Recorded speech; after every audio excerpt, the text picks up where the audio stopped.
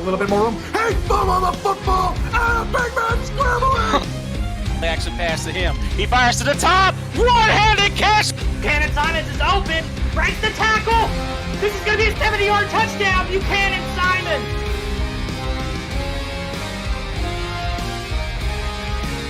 Over the top, and that might be the most impressive interception all day. What a shoot! Breaking through the tackle. Oh no! What a ridiculous sequence of events. He's got Heath McDaniel Jr. inside the 10 to the 5. Touchdown, Carolina. The kick is blocked from Zuderveld. It's loose. How? What?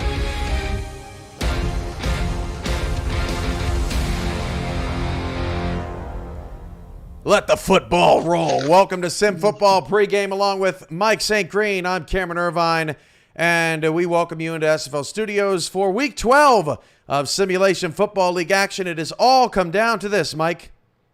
Yeah, Cam, aside from maybe opening weekend or the playoffs, Week 12 in SFL, man, you don't get any better than this. I'm excited for today. We have some teams that are, hoping that their playoff bubble doesn't get burst. This weekend we have some teams that are hoping to punch their ticket for the first time. I can't wait to see how everything works out today, man. I'm in this whole weekend. I'm looking forward to it. Let's start with the playoff picture and what has happened already this morning in the Simulation Football League. And actually, that's our schedule for today. So how about we just start there, Mike? Earlier today, we had Houston get a win. An upset over Mexico City. They're now 5-7, and they still have slim playoff hopes alive. Denver was 4-7, and Carolina was 4-7. They both lost earlier today, and that's where we stand right now. So it doesn't really much matter until all the 5 and 6s start playing later in the day. But let's start with Houston first, Mike. Getting a huge 35-30 upset victory over Mexico City today to deny the Aztecs the number 2 seed. Yeah, this is a big win for Houston. Like you said, Cam, not only keeping their slim playoff hopes alive, but Mexico City started out this game very strong today.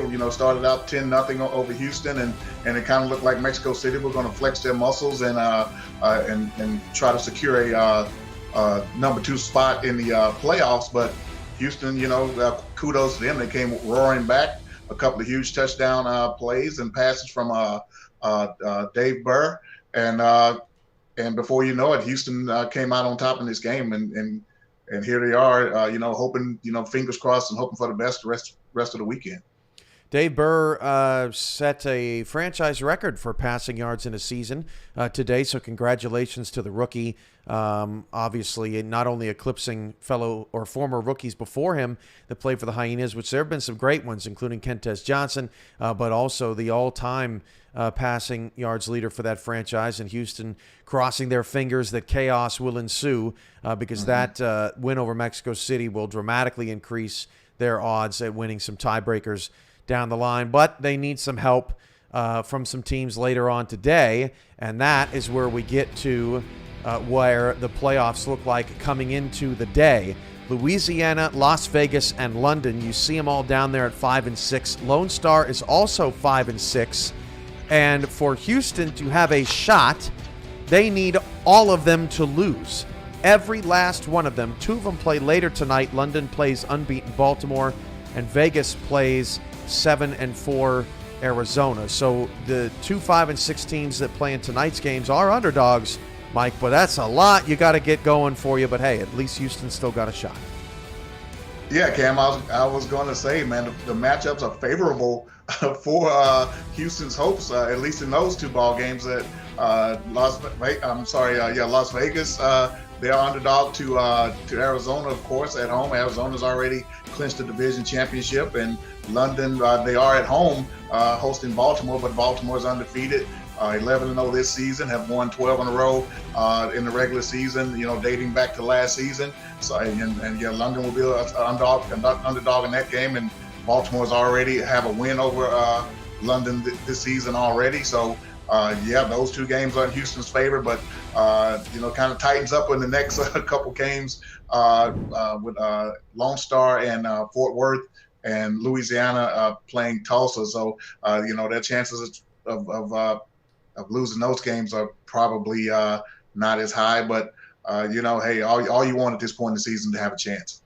So later tonight, the 5 and 6 teams, London and Las Vegas, getting going, and then tomorrow on For the Fans, you'll see 5 and 6 Lone Star play, and you'll see 5 and 6 Louisiana play, and that's all right in that early window on Sunday before we start determining who gets first round buys and all that good stuff. So plenty to talk about. One of the headlines today, Mike, is the Denver Nightwings getting upset by the Sioux Falls Sparrows. The defending champions finished the season 4-8. They're Dunskies. Better luck next year, and we'll have a new champion this season. Yeah, we'll definitely have a new champion, Cam, this next coming season. And, Denver, I mean, they played well towards the end of the season. I mean, they had, prominent rookies on this team, replacing a quarterback as well as the league MVP from last season. So, but these rookies, they started to come on and play a whole lot better towards the end of the season. But what stood out to me in this game was Sioux Falls. They had struggled mightily all season long, and then the past couple of weeks, the team woke up a little bit. The offense started putting points on the board, and they came away with 27 huge points for them, which is really and truly a lot for them from what we've seen out of them most of the season, and came away with a victory and invited Denver to come go fishing with them in the offseason. Fishing they will. And, hey, Sioux Falls and Denver, those are two beautiful places to get some fishing done. So we've talked about what happened earlier this morning. We've talked about what's going to happen after our games here in this television block. But, hey, how about the games that are coming up next on Next Level Sports? That is what we're pumped about. And there you can see over there on your right-hand side of the screen what you can expect today. It is the Pacific Division on the line. So let's break it down. 3 teams have the chance of winning the Pacific Division and clinching an automatic spot. Los Angeles gets the spot with a win. All they have to do is beat San Diego, and you'll see the latter portion of that game later on in our Next Level Sports time slot. Vancouver gets in with a win and an LA loss, and that's also how Portland wins the division. They win with an LA loss. Portland gets in. Portland gets in on division record, Mike. Vancouver gets in on overall record, and Los Angeles gets in on strength of victory. It's crazy how this division has come down to this, and Portland specifically is trying to make the playoffs for the first time in franchise history. Yeah, Cam, we're going to see the battle for the Pacific Division play out right in front of our eyes right here within the next couple of hours. We're going to see a division champion crowned. We're going to see, possibly Portland, who's playing their biggest game in franchise history today, possibly clinch a playoff berth and stay out of that 6-6 realm, which tends to going to be more than 1 or 2 teams, going to be multiple teams in that 6-6 round more than likely by the end of the weekend. They don't want to be there. The strength of victory right now could possibly land them out of the playoffs, but right now they're in. Going to be a big game today against Vancouver. Ezekiel Love, the running back from Portland, leading the league in rushing right now. They're going to, put a lot of weight on his shoulders today, and they're going to need him to come through if they want to clinch this playoff berth. Charleston 6-5. They can get into the playoffs with a victory. They are taking on 4-7 Jacksonville right now, who is desperate to remain alive in the postseason hunt. We will have updates on that game for you once we get going from Portland. Jack Brown and Wade Phillips have the call. When we come back, it's the Vancouver Legion 7-4, the Portland Fleet 6-5, battling for the Pacific. It comes your way next on Next Level Sports.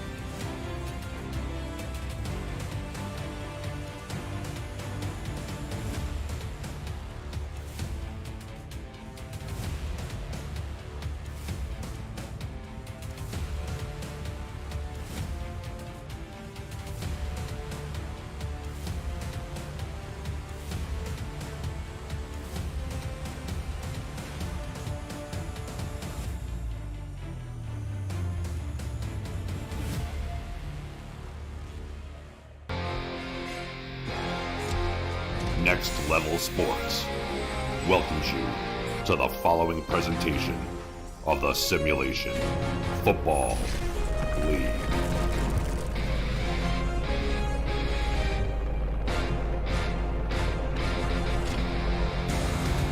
We're here from Portland, Oregon at the Shipyard for today's coverage of the Simulation Football League on Next Level Sports. We have the Vancouver Legion traveling south of the Canadian border to face off against the Portland Fleet. Once again, as I said, live in the Shipyard. It's week 12. It's Decision Saturday here in the SFL. I'm Jack Brown alongside Wade Phillips. Wade, these two teams, as mentioned in the pregame, both have a shot to win the division, but they need a little bit of luck to come later. But for everything else, it's all eyes on Portland. Indeed it is. Portland, started off their really franchise history with a 2-10 record, followed by a 5-7 record in the next season, and now this season sitting at 6-5 and looking to try to get to 7-5 with the win today. And really, it'll be the first time they make the playoffs in their franchise history, and they definitely want to lean on their running game and try to get a victory here tonight. Yes, indeed. Portland has rocketed up the SFL hierarchy over the past few seasons, led predominantly by their running game and especially by halfback Ezekiel Love. Indeed. I mean, he has 3,000 yards in 3 seasons, and that's just without finishing this season. And so he's, averaging 1,000 yards a season, so he is definitely a player that you can lean on in the run game. He had 150 yards last week in their loss to Atlanta, but, they can definitely hurt you on the ground game. That they absolutely can. Meanwhile, Vancouver, they take to the skies. They do. Tom Pepper is just having a great season. 33 touchdowns, 29 interceptions, second in the league in touchdowns, second in the league in yards. So definitely that passing game for Vancouver is very lethal. And we are underway from Portland, Oregon, as Vancouver's going to take it at the 2-yard line, out past the 10, past the 20, up to the 29-yard line for Vancouver. And that's where Tom Pepper and company is going to start out. Tom Pepper and company really want to get started in a hurry. They've got Robert Redford, who is absolutely no slouch. He has 98 receptions on the season, which is good for 4th in the league. So he is definitely a dual-purpose back that can hurt you either way. First down and 10. They're going to start by going with the under center. They're going to drop back for Tom Pepper. Throws to the sideline. That's going to be caught in bounds. And they're going to get up to the 43. So it begins with a pass, and that's exactly how they want to start this. A completed pass for a first down right off the bat, and now Vancouver is definitely looking at the field and saying, hey, we can definitely put some yards and points on the board. That they can. One play can inspire a lot of optimism in your offense, as it's 1st and 10 once more, this time on the 43. Portland playing close to the line. And it's going to be a throw over to Robert Redford. That's reception number 99 as Redford spins around, only gets 2 yards out of it, but keeps the offense on schedule. They do, whenever they pitch it out to Redford on those, swing passes, every now and again, he'll get bottled up a little bit, but, every now and again, he can burst through that seam and hurt you in a hurry. 2nd and 8, split back is the look for Vancouver. Deep drop from Tom Pepper. Oh, evades the sack. Doesn't evade 2, though. Is able to get out in time. And it's going to be 3rd down and 9. Pressure applied by number 92, Robert Brar. Absolutely. That was a great job by the Portland Fleet defensive line to really disrupt that passing attack. And that's what they have to do. This defense has to come with multiple people coming at all angles to try to disrupt this passing offense because they are too good to leave Tom Pepper back there with any time to throw. No, they cannot. Snaps it a little bit low. Pepper rifles it over the middle. That's going to be caught for the first down as Vancouver moves the chains. Catch is made by Brett Killian. So far, it's been a very methodical approach by Vancouver. They've just kind of dinked and dunked their way to, multiple first downs. But hey, if that's what it takes to get a victory, they'll definitely do that in a heartbeat.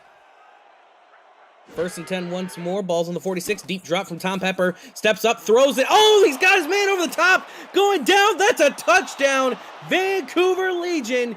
And they're already off. And they're rifling away. Chris Curtis, the logo, with the touchdown.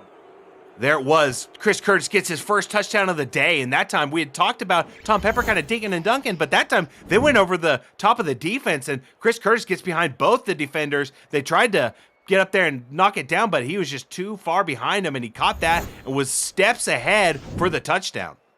It was that little delay, that little stutter step that he did to the side that really set the defense off its rhythm, and Vancouver, they're now up 6-0 with the extra point pending. And that's absolutely the picture-perfect approach by Vancouver to, get that quick strike. And now if they could put one more point up there to get it to 7, they're sitting pretty. Kick is away, and it is good. Vancouver up 7-0 on top of the Portland Fleet. And already the Legion they're just cooking. They are. And it's kind of how we thought they would play, being a prolific passing attack. They stuck with it. I don't think we saw a run the entire drive. And that time they didn't need to. They got into into pay dirt on that big play. That they did as the kick is away, taking it about the 15-yard line, making its way past the 30. Oh, sheds a few tacklers, gets to the 38. What an excellent return for Portland as they're going to get up to the 38-yard line to start this upcoming drive. That was Leo Morris on the return. It was a great return, puts them in pretty decent field position at the, Portland 38. And now Portland can do, lean on that running attack and try to kill some of this clock and not leave Vancouver much time to work with in this half. Now Portland coming out in the heavy set. Expect a lot of handoffs. Ezekiel Love, that's what this first play is going to be. And only gaining 1, it's 2nd and 9. It's really wild that they have such great success. Granted, they've got, John Trusman back there playing fullback, but, I would have thought, a team with not the greatest offensive line can just put up such gaudy numbers on the run game. A lot of it does lean, though, on the fullback, John Trusman. Not really used a lot in the running game itself, but is used a lot in the blocks. Oh, but that time, where was he? He was blocking too far upfield as Ezekiel Love loses 5 yards, and the tackle was made by number 58, Austin. And that time, just the line didn't quite get the man blocked, and like you said, the fullback missed that block, but that time just bottled him up in the backfield. 3rd and 13. This is not something that Portland's used to doing. Expect them to throw here. O.J. Bruin looking around, goes over the middle. That's going to be a tip drill. Nobody got it. Probably flew in and out of the hands of 5 or 6 different players. Last man to get his hands on it was Kyler Murray. Yes, that time. That was just a wild series of events that could have ended up going the other way if you think about it, because, they don't throw it that often. And that time was kind of in a dangerous territory where there were multiple white jerseys around where they could have taken that the other way. Yeah, Portland now, unfortunately, forced to punt it on their first drive. Not able to answer. High snap, but the kick is away. And this one's going to be a lofter and caught at the 30, taken to the 35. And we got an update from Charleston. What do you have for us, Cam? Thanks, Jack. All Predators today, Mike, as Charleston's going to the playoffs. Yeah, Cam, it looks like that ticket is all but punched to Keith Swearingen here coming out.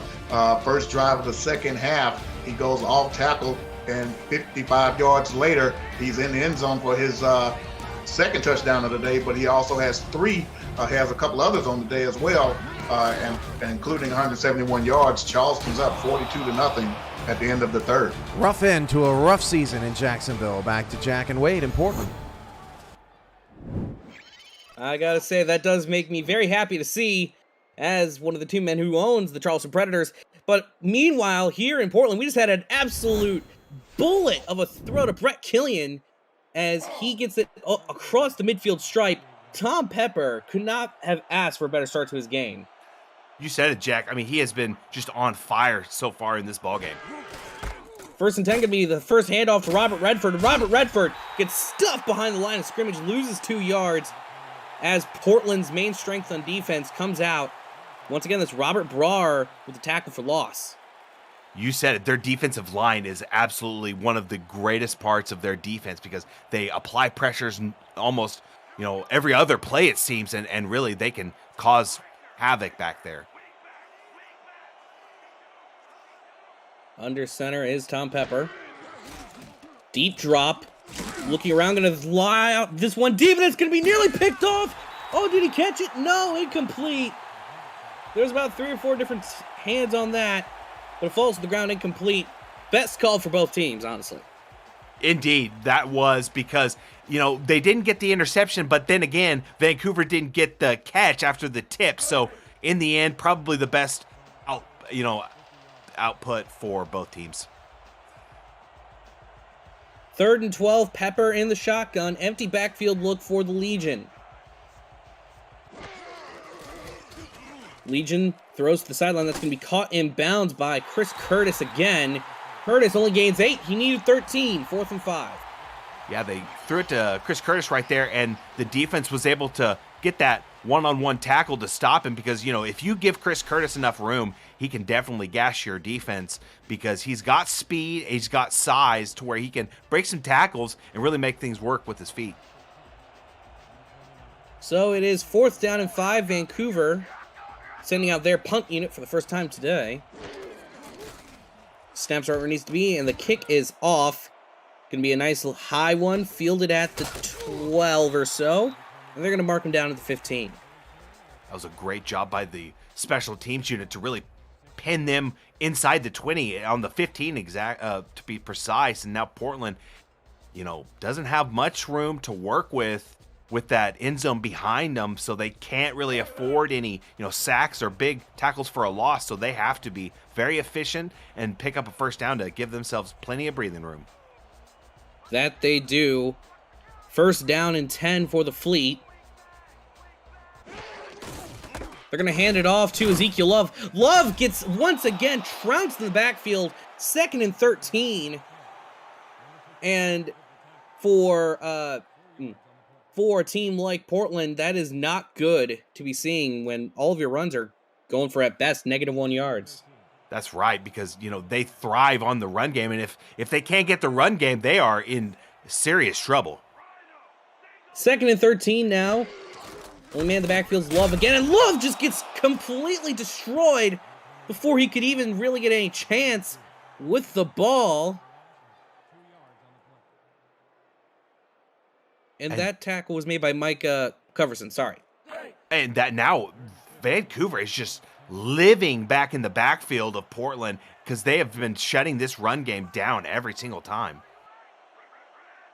Every possible opportunity Vancouver's had, they've taken it as they're going to hand it off to Ezekiel Love once again. And finally, Ezekiel Love is able to get some forward progress. Only gets 3, though, and makes it a mere 4th and 10. And it seems like Vancouver's really, absolutely keying on their run and just saying, hey, try to hurt us with the pass. And so far, they've only thrown 1 pass, and it was an incompletion. So really, Portland is playing a great job defensively so far, game plan-wise, and being able to limit Portland to really absolutely nothing. And so it's another 3 and out. And this time, Portland having to punt from their own goal line. Vancouver, they're going to get to start this drive on the Portland side of the field, and they're going to get up to the 38 after a great punt return. That was an excellent punt return. Took that and gained multiple yards after, contact and weaved the way through the special teams, cover unit and was able to get it to the Portland 38-yard line. So Vancouver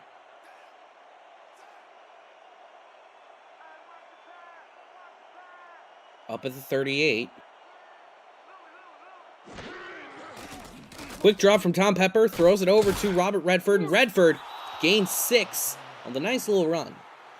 Yeah, it looked like he might have gotten tackled a little bit before that, but just really turned on the jets and picked up as many yards as he could. 6 yards being, quite a chore right now for the run game of Vancouver, and especially with both these teams really stopping the run game, but that time the pass picked up enough for 6 yards. 2nd down and 4. Deep drop from Tom Pepper. Looks around, has all the time in the world. Throws the sideline, caught. down to Portland's 18, and that is number 14 on the reception, Kendra Hall. They've gotten somewhat close to Tom Pepper, but that time they gave him just enough time to find the open receiver. But now Portland's defense has to get pressure on Tom Pepper, because if you give him, that much time, 4, 5, 6 seconds each time he throws, he can just pick you apart every single time. So Vancouver in the red zone for the first time today. Snaps where it needs to be, looking around, throws to the sideline, caught in bounds, and it's going to be a first down and goal at the 6 after the reception by Brett Killian. Brett Killian picks up the first down right there, and now they're set up on the Portland 6-yard line, so they can really, maybe they dump it off to Redford, in the flat or something. They have plenty of options to choose from with a dual threat at running back.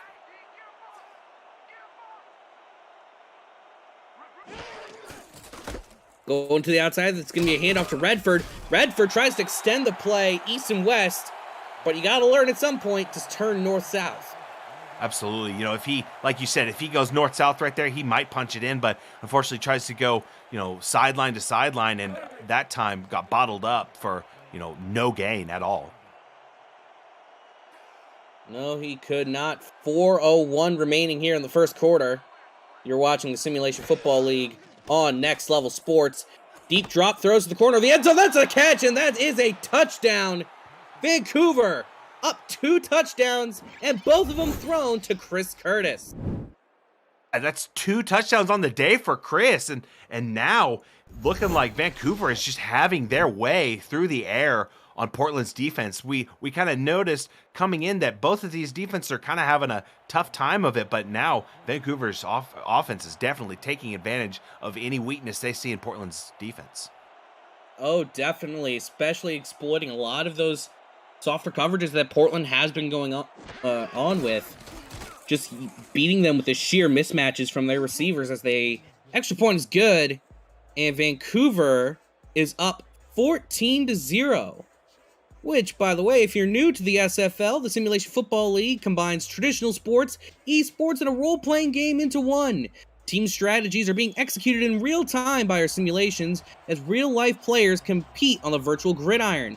For more information about the SFL, visit our website at www.simulationfl.net. The SFL, we put the fan in fantasy. As Portland's going to take this kick return up to the 32, and they're in desperate need of any offense on this upcoming drive. They are, because they've had 2, 3 and outs so far, and they absolutely need to get something going to where they can just pick up a first down. I mean, they just have had no running lanes to run with, and so they just haven't had any luck so far. 1st and 10, balls on their own 32, handoff to Ezekiel Love to the outside. Ezekiel Love, he finds those lanes, and he finds a lot of green grass in front of him, gets it across the midfield stripe, and for the first time today, Portland has what many people could consider a successful offensive play. Yes, he was at -4 yards up until that point. That 20-yard scamper gets him up to 16 yards, but that time, Vancouver brought, pressure and brought blitzers, but fortunately for Portland, Ezekiel Love found that hole and just sprinted through it and picked up the big 20-yard gain. Yeah, tackle was made by number 21, Kyler Murray. Some 21-on-21 violence on that play. Quick drop by O.J. Bruin, throws it out to the outside with Ezekiel Love gaining a yard from the throw. Hit was made by Kevin Brackett.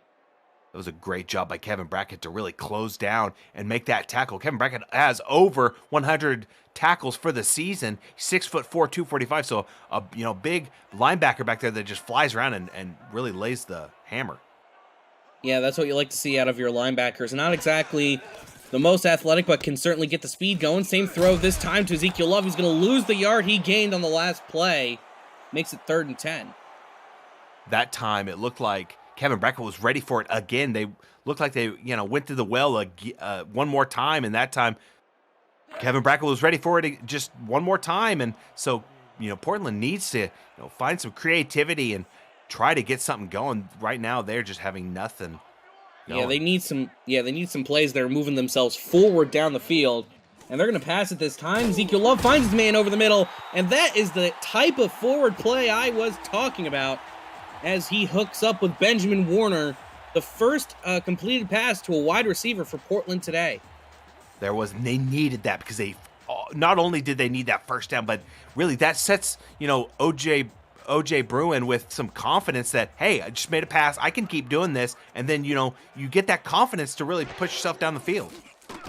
Quick stand-up from O.J. Bruin, throws it out to Ezekiel Love. Ezekiel Love spins around and only gains 2 yards out of it.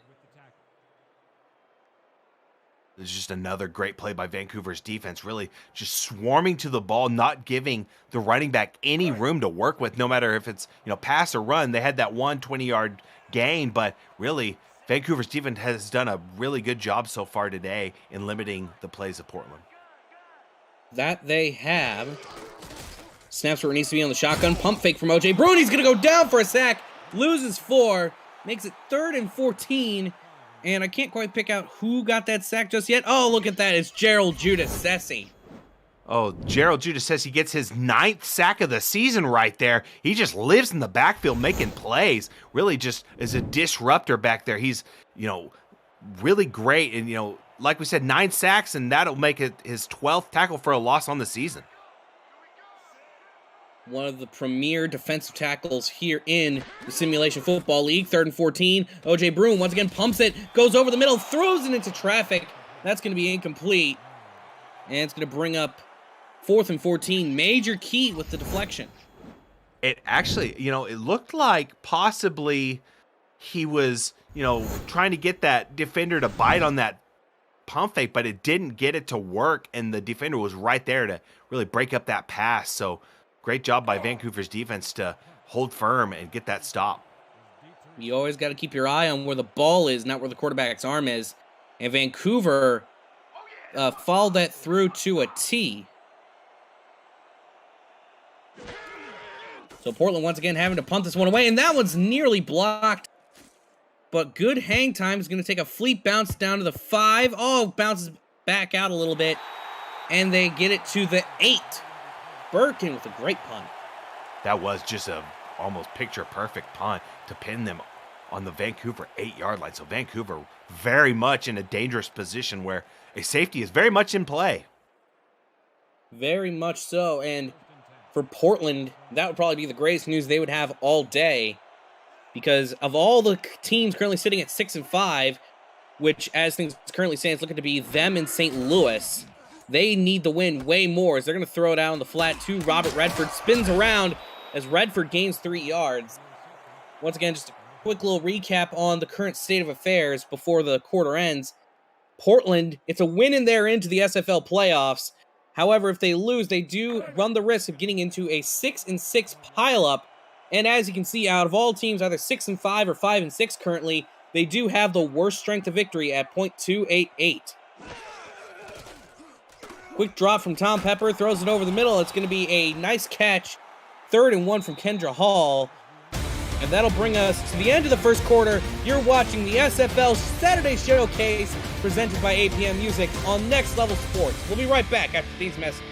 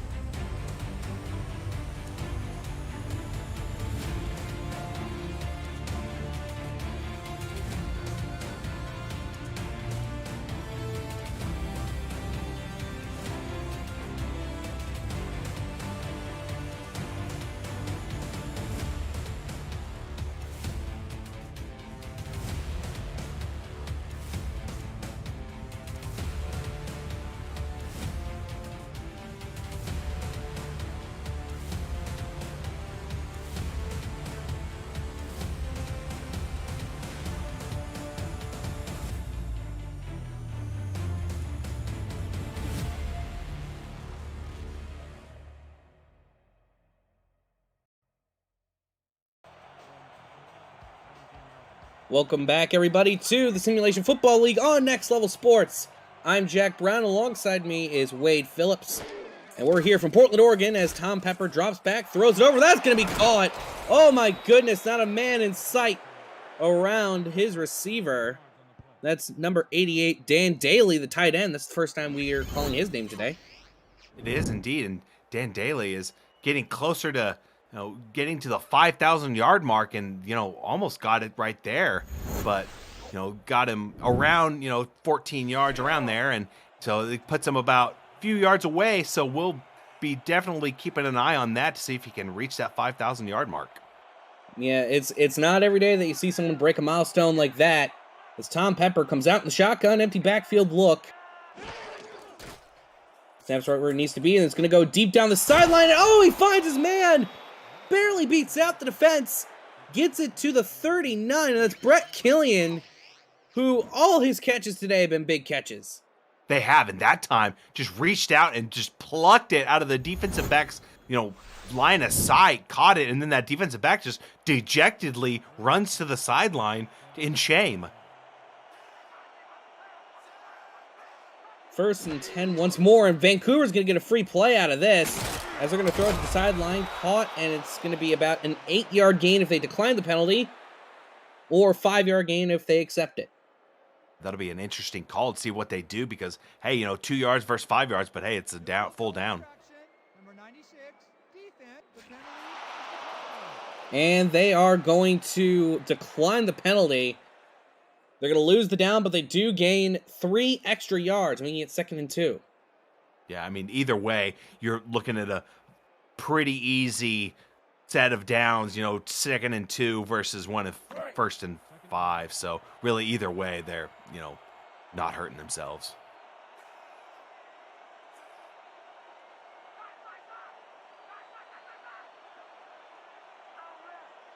Second and 2, Portland playing close to the line. Going to hand it off to Redford right up the middle.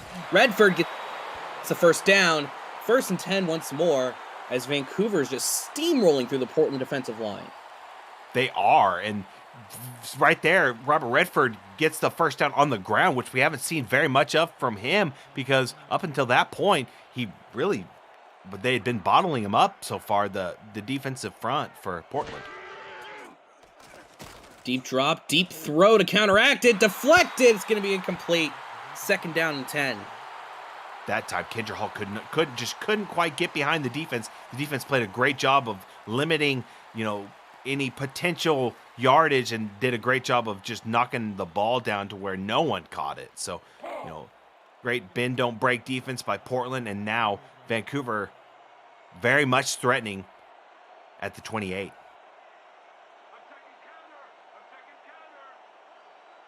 Second and 10 for Vancouver. Quick drop, throws, and a defender was leaning in to try and deflect it, but Brett Killian, smarter than that, 3rd and 6. That was a very good play by Portland to limit them to now a 3rd and 6. So great job. And if they can just complete this drive and get that 4th down to where they have to, at least try to kick a field goal, you consider it a win by Portland's defense. Once again, Vancouver goes over the top. It's going to be a 1st down to the 13. And once again, it's Chris Curtis making himself known as an early candidate for player of the game. Indeed. He's had, multiple targets today. I believe that's his 5th target and 5th reception. So he is 100% in receiving percentage. And, he's done a great job to beat the defense for 2 touchdowns already. That he has. Portland sending in the house. He's going to throw it to the back of the end zone. And his bell was rattled just enough to make that throw wildly incomplete. You said it. Got him frazzled. The defense did a great job to get pressure and not let him complete that pass. It looked like he was aiming for Kendra Hall back in the end zone right in the middle, but luckily the Portland defense got enough pressure to force that incompletion. They did just enough. So it's 2nd and 10. Going to hand it off to the outside to Robert Redford. Redford, oh, he sheds a tackler. Sheds 2. Not going to shed 3. And the most impressive 1-yard loss I've seen in quite a while.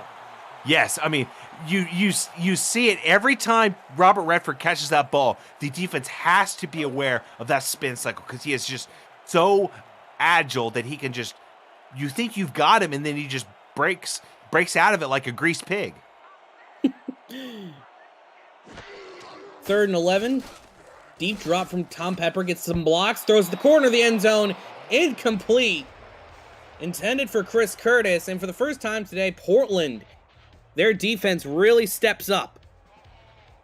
They do. That was a great job. Portland's defense, bend, don't break. They're only down 2 scores, so this will possibly put them down 3, but hey, 3 points versus 7 points, you'll take that pretty much any day.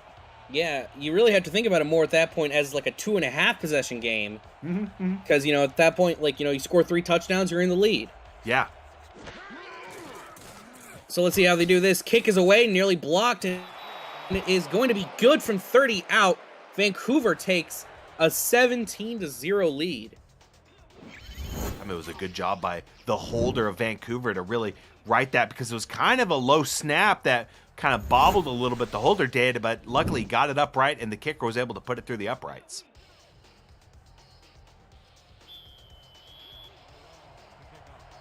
So it is 17-0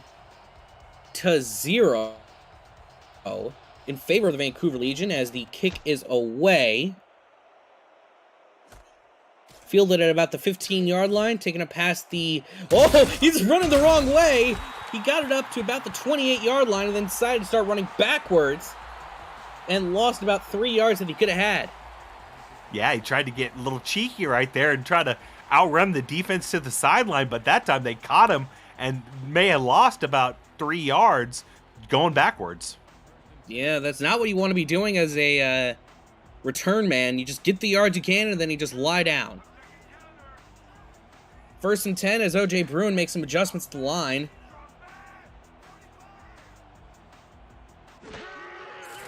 Quick drop from O.J. Bruin. Throws it to the sideline. Caught in bounds by Jean Valentine. And that is going to bring up 2nd and 4. And now, 6-yard gain. Portland hasn't seen many, gains like that. They had that big 20-yard rush, but the, offensive yards have been few and far between. And now Portland has to get something going, because if they, are down, let's say 2.5 scores going into halftime, that pep talk is a lot different than if you're down 1 or 10 points. Yeah, they're going to hand it off to Ezekiel Love, and finally we get a little flash of the Ezekiel Love we all know and love. I swear he did not intend that, folks, as he gets the 1st down. Yeah, they need a lot more of that, especially from Ezekiel Love, because he is their go-to, and he just pounds that rock, and that time did a great job weaving through that hole. The blockers did a good job kind of free him up for that space to run in, so good job, Portland, on that play to pick up the 1st down. Indeed. Ball's on their own 40. They need to get it to midfield for the 1st down. Going to be a handoff to the outside to Ezekiel Love. Ezekiel Love sheds a tackler or 2 and gains 2 yards. It's going to be, it's going to be 2nd and 8. Well, they've kind of softened up the Vancouver defense. That time it was Kevin Brackett with another tackle, his 3rd of the day. But really, Portland's run game has kind of tenderized this defense a little bit to where they're getting a few more yards than they were at the very beginning.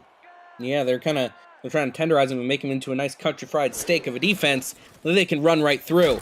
Pump fake from O.J. Bruin. Hit as he throws, goes over the middle. Oh, the tip drill was nearly caught. And had that been caught, oh my, that would have been one of the catches of the year. It would have. And that time, Gerald Giudice gets in there again and forces that disruption. O.J. Bruin was, just trying to get it out of there and not take the sack, but really it was kind of a dangerous pass because that went into multiple Vancouver defensive players. Indeed, as O.J. Bruin is under center. Quick drop back, throws around into the flat, and it's going to be a 1st down once again. And now we can kind of see what their plan was from earlier in the game. Soften up the front 7. Get them nice and accustomed to being on the field and tiring them out a little bit. And then now they're starting to make some plays. Yeah, like you said, and maybe stack that box. The Vancouver defense is trying to stop that run, and then when they switch to the pass, they've got some space to work with, and then pick up the first down just like that play right there. 1st and 10 once more. Ball's on Vancouver's 48. Moving up the pocket, going to throw it on what looked to be a bit of a screenplay, kind of broken up, 2nd and 9. Yeah, that ace formation, he caught that, and thinking, give him some room to work with on that pass, but that time the defense did a great job to bottle him up for only a 1-yard gain.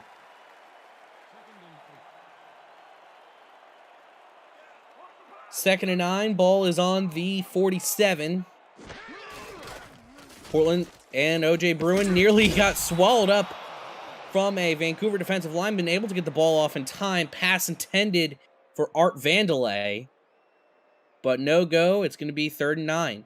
I'll tell you what, Jack, Vancouver has done a great job. I don't normally say this, but so far they've been fairly effective, only rushing about 3 to maybe 4 players on the defense. They've done a great job getting pressure with just 3 rush. That they have. It's going to be 3rd and 9. One man in the backfield for the Portland Fleet. O.J. Bruin goes over the top, and that's going to be a catch for the first down, as it gets down to Vancouver's 33-yard line.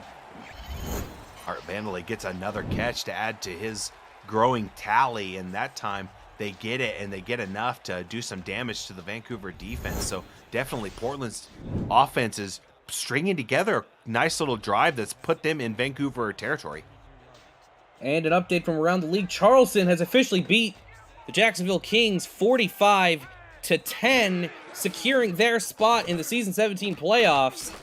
They are the 9th team to secure a spot as Ezekiel Love spins around twice. And so for Charleston, they secured the 9th spot. And for Portland, that means that one of their little possible safety cushions is now gone. They've got to make their own luck, it seems, at this point, and not going to get any help from any of the other teams. So Portland definitely has their legacy in their hands. They've done a great job so far, 3 consecutive seasons going on the upward trend. But this season, Portland wants to get that sweet playoff, luck and position. They're going to hand it off to the fullback, John Truzman, as Truzman barrels through, gains 8 on the play. He's not often given the ball, but he knows how to make it work.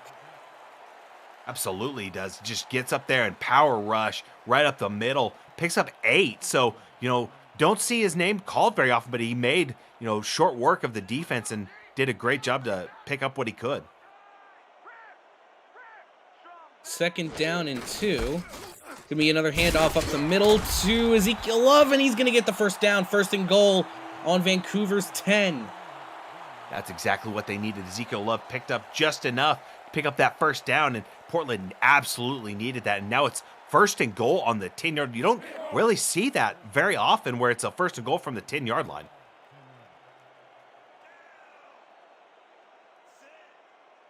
I formation for the Fleet.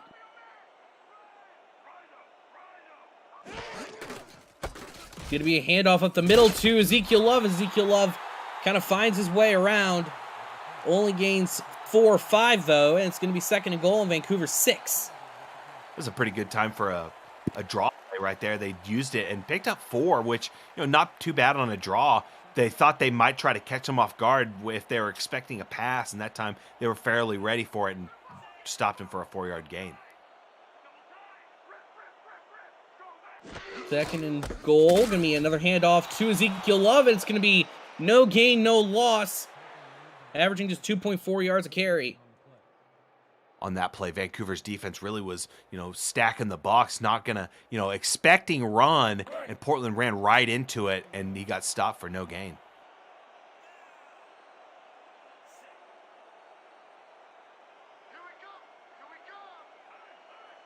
Third down and goal. High snap for O.J. Bruin. Has all the time in the world. Sized it up. It's going to be an incompletion. Vancouver gets the stand.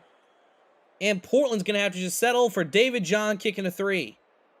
Yeah, I mean, they'll take the 3 because, that only puts them down 2 scores at this point. But hey, Vancouver's defense, got to give them all the credit right there for, letting Portland get to where they were, but hey, not breaking and letting them into the end zone. So great job forcing them to kick this field goal. Yeah, and for Portland, the long game still kind of holds up. They do get the ball to start the second half, as it is through for 3. And well, if you're liking what you're seeing and you want to get started here in the SFL fans, have you ever wondered what it would be like to play in the SFL instead of sitting on the sidelines? For the newest SFL participants, the SFL's minor league, the SFLM, kicks off its 4th season on Friday, October 15th. That's less than a week from today, folks. The SFL's YouTube channel is home to all the minor league action at youtube.com/simulationfl. Get on the field and into the action, visit simulationfl.net to create a player today. As the return gets up to the 24 by Dean Maddox. And now Vancouver gets it on their own 24-yard line. So definitely a lot of green grass in front of them to work against. But hey, they've got a shot with that high-octane passing attack.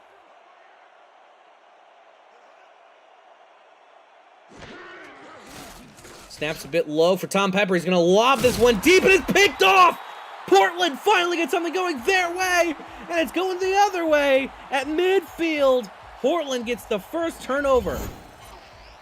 And Tom Pepper wants that ball back. He kind of let it fly, and it kind of sailed on him a little bit, and that time the defense was right there, intercepted it, and now Portland gets the ball right back, and they're back driving, trying to put some more points on the board. Hey, only down 14, so very much alive in this ball game.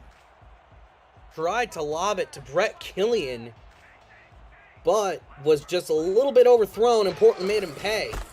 Handoff to Ezekiel Love to the outside. Ezekiel Love, if he didn't do that stutter step, he probably could have been off to the races, 2nd and 4.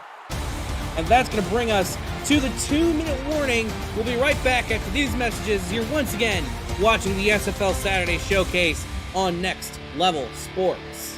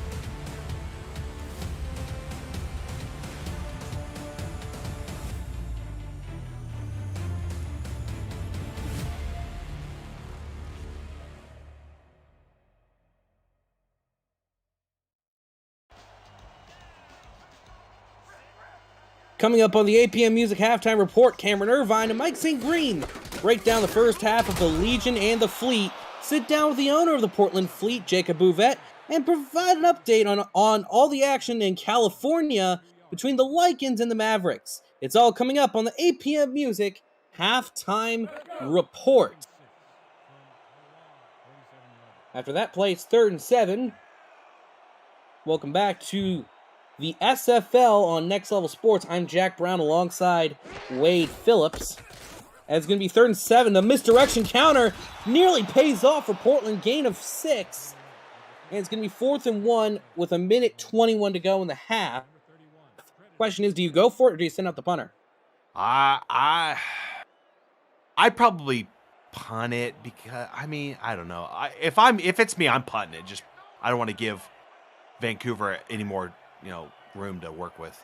Well, clearly, Wade, Portland's not you, as they're choosing to go for it. Same play as last time. Ezekiel Love rakes one out. He's got a lot more than the yard he needed, and he gets it down to the Vancouver 27. And now Portland's shaking and baking. They got all 3 timeouts and 47 seconds left. O.J. Bruin throws to the sideline. It's going to be caught in bounds. Does he get it out of bounds? Yes, he will. Portland gets to hold on to their timeouts. Yes, great job by Portland. And they made the correct call and going for it because they got it. Anytime you go for it on 4th down and get the first down, it's a great call. And that time, Portland got it. And then they, pick up another big chunk of yards right there on that play. And now Portland very much threatening at the Vancouver 15. And they can do just about anything, whether they, use those 3 timeouts and run out the clock, run out the clock if they can and, strategically. So. Catch was made by Nelson Lozano Jr. on that last play. This one's going to be made by Ezekiel Love as he spins around, gets it up to 10, and Portland's going to have to call their first of their 3 timeouts with 34 seconds remaining in the half. So, yes, they used their first timeout. Portland did, and it was a pretty good play. Picked up 5 yards, puts them closer. So, 5 more yards puts them at 1st and goal.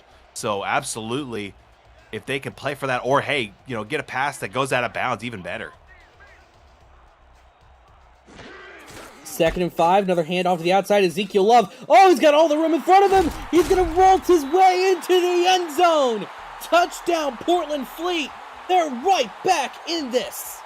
They are absolutely right back in it, like you said. One more point makes it a 7-point ball game, and that time Portland did a great job to even run the clock out a little bit. Looks like there's only about 29 seconds left on the clock, so they did a great job limiting the amount of time Vancouver has left because, hey, on those previous possessions for Vancouver, the interception notwithstanding, Vancouver had a 13-play drive for 70 yards and a field goal make, whereas Portland had a 15-play drive for 69 yards and a field goal. So that time they put it up, and now they're only down one score, really.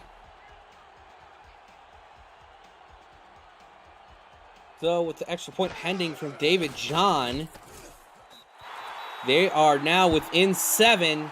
Now 29 seconds remaining in the half, down by 7, and they get the ball to start the second half. Everything seems to be going the way of the Portland Fleet right now. Yeah, and the coach really just kind of tore up his halftime talk before that touchdown, after that touchdown, because now it's a completely different ball game than being down 2 scores, where now you're only down 1 and you get the ball back right after half. That they do, as the kick is away from David John, fielded at the goal line by Dean Maddox. Maddox trying to make some moves, only gets it 21-yard line. Really, Vancouver hasn't had the best luck on starting field position. They've had a drive or 2 that have been pretty decent field position, but otherwise, it's been very modest to start.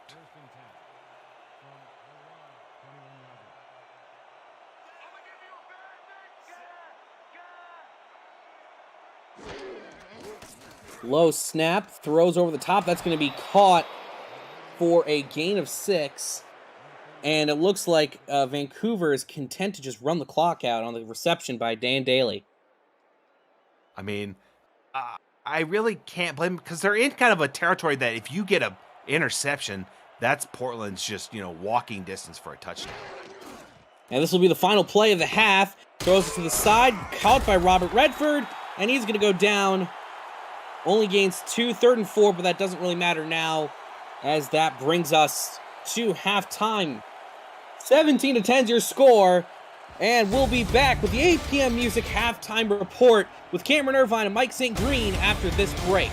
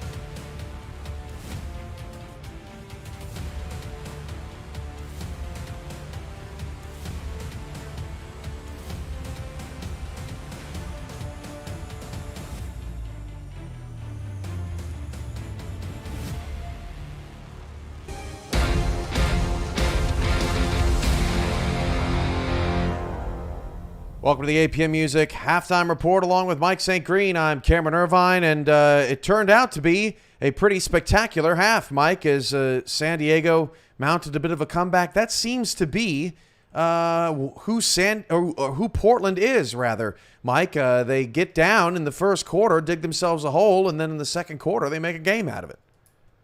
Yeah, Cam, most of that first half, I thought we would be talking about how maybe this moment was a little too big for the Fleet, but they did mount a comeback there in the second quarter. Got it, things turned around with a Chris Stack interception, and they turned that into a field goal. And later on, Ezekiel Love, he got things going with a touchdown run there late. Now all of a sudden they find themselves only down 7 and getting the ball coming out in the second half. So great comeback by them, and then they're still in it as we speak. We'll see if they can complete it. For those of you joining us late, Vancouver wins the division with a win and an LA loss. LA and San Diego will be getting kicked off here in a matter of moments. Portland is also in with a win and a Los Angeles loss, and you'll see the conclusion of that LA-San Diego game right here on Next Level Sports. But until then, Mike, we sat down and talked with one of the most passionate SFL people around, the head owner of the Portland Fleet, Jacob Bouvette, a super passionate guy, got his team after just being involved in some coaching in Denver for a few months and put together a great plan to make this franchise a winner. This is their third straight season with an improvement to their record, and Portland's on their way up. Yeah, Cam, it was great speaking with Jacob the other day, man. It was a great conversation with him, and getting to see and hear how he, started this team and his plans for this team. And it's good to see them right here in the hunt right now. Let's see what he had to say in our segment, People Behind Players, today. And welcome to another segment of People Behind Players here on the SFL Halftime Report. And today it's more about the people behind the owners, and that's the owner of the Portland Fleet, Jacob Bouvette, with us this weekend. How are you, Jacob? I'm good, Cam. How about yourself? We're great. Hey, Jacob, glad you could join us, man. You're actually the owner of one of my favorite franchises in this league. I like your whole concept of the Fleet and the stadium and the colors. I like the orange that you guys wear very rarely these days, it seems like. But but when you awarded the franchise, this is your third season. Did you have a particular way you wanted to approach building the team in mind, or did you just kind of felt your way along as you went? Did you want to build it with all rookies? Did you want to go with a mix of veterans? Because that's Fort Worth, they came in the same season as you. They kind of went the veteran route. Did you want to go from the ground up, or did it just happen to turn out that way that you ended up having to go with 15 rookies at first season? Mike, thank you for being a Fleet fan. I appreciate it. I didn't know how it was going to fall out. Just me being a new person in the SFL. My name really wasn't out there. People didn't really know me. So I kind of had a thought that we were going to build from the ground up, and no shade on any of the veterans out there, but I'm pretty proud of our veterans here in Portland, sticking with us and rolling with the punches. It builds quality organization, and I couldn't be more proud of my squad. Jacob, in the offseason, we had a lot of conversations about your quarterback situation and what rookie you were going to go with, and you kind of really kept things under wraps, and you were really all in on O.J. Bruin. You loved this kid, and it was Bruin for you guys all the way. He had a phenomenal game against Baltimore early in the season, but it's been more about love this season, probably as it should be, because he's a monster, leads the league in rushing. Where would you say that O.J. Bruin's progression is right now in his rookie season? How do you feel he's doing? Cam, I believe that O.J. Bruin's progression is exactly where we want him and how we want to develop a rookie quarterback in this league. I kind of look at OJ as a growing person and is able to hand off the rock to he's a veteran, as in Ezekiel Love. So, anytime that you can protect that rookie quarterback is the best thing to do, at least here in Portland. Yeah, I can really vouch for OJ. He was quarterback in Memphis when I was still on the coaching staff over there. I know he's a great locker room presence then, and I'm pretty sure he's a great locker room presence for you guys over there. Jacob, as you mentioned, you guys, earlier, you guys' third season in the league. You've improved steadily all 3 seasons, 2 wins your first season. You got to the 5-win plateau last season, and now here we are going into week 12. You guys are 6 wins, are sitting in a playoff spot right now with a huge game coming up against Vancouver. Man, what would it be like to go from an expansion team 3 seasons ago, one, to clinch the playoff spot, and then possibly even get a playoff win under your belt this season? What would that mean to you? Ooh, man, if anyone was around in season 14, when I was the head coach for Denver, and my wife took a video of me when we beat Vancouver, that's about how it's going to feel like. I'm going to just erupt. There's probably going to be a whole lot of videos that my wife takes, and it's going to be a magical time here in the city of Portland. But it's just not me doing it, Mike. Mm-hmm. It's my front office, such as Mel Davis, Nelson Lozano, my coaching staff, which is Mel Davis and Art Vandelay. We wouldn't be here if it wasn't for those guys right there, and the assistant OC Ezekiel Love. We would not be there if it wasn't for those guys. Yeah, Jacob, and that kind of takes me to my next question. You're kind of a managerial owner. Your background is not in coaching, long term. It's more so in managing this team, and you've done a phenomenal job in building this team up. How would you describe, maybe your style? I know that you do a ton of forward thinking. I know that you do a ton of future planning for this organization, and not a lot of teams have ownership that's looking beyond the future seasons. They're very much focused in the present. So, how do you, I guess, categorize yourself and differentiate yourself from others? Well, I guess when you have a phenomenal front office staff and you have phenomenal coaches that you're like, here's the reins of my baby. Here you go. Have at it. I have 100% trust in you. That allows me as an owner to do owner things, such as foresight for next season and see who we want next season. If we lose anyone, right? We really haven't lost any players, throughout our 3 seasons. So it's just a matter of seeing the light at the end of the tunnel. And once we get into the playoffs, that light just becomes a lot brighter for Portland. Yeah, Jacob, as you mentioned, you kind of relinquish some of that control over to coaches and scouts.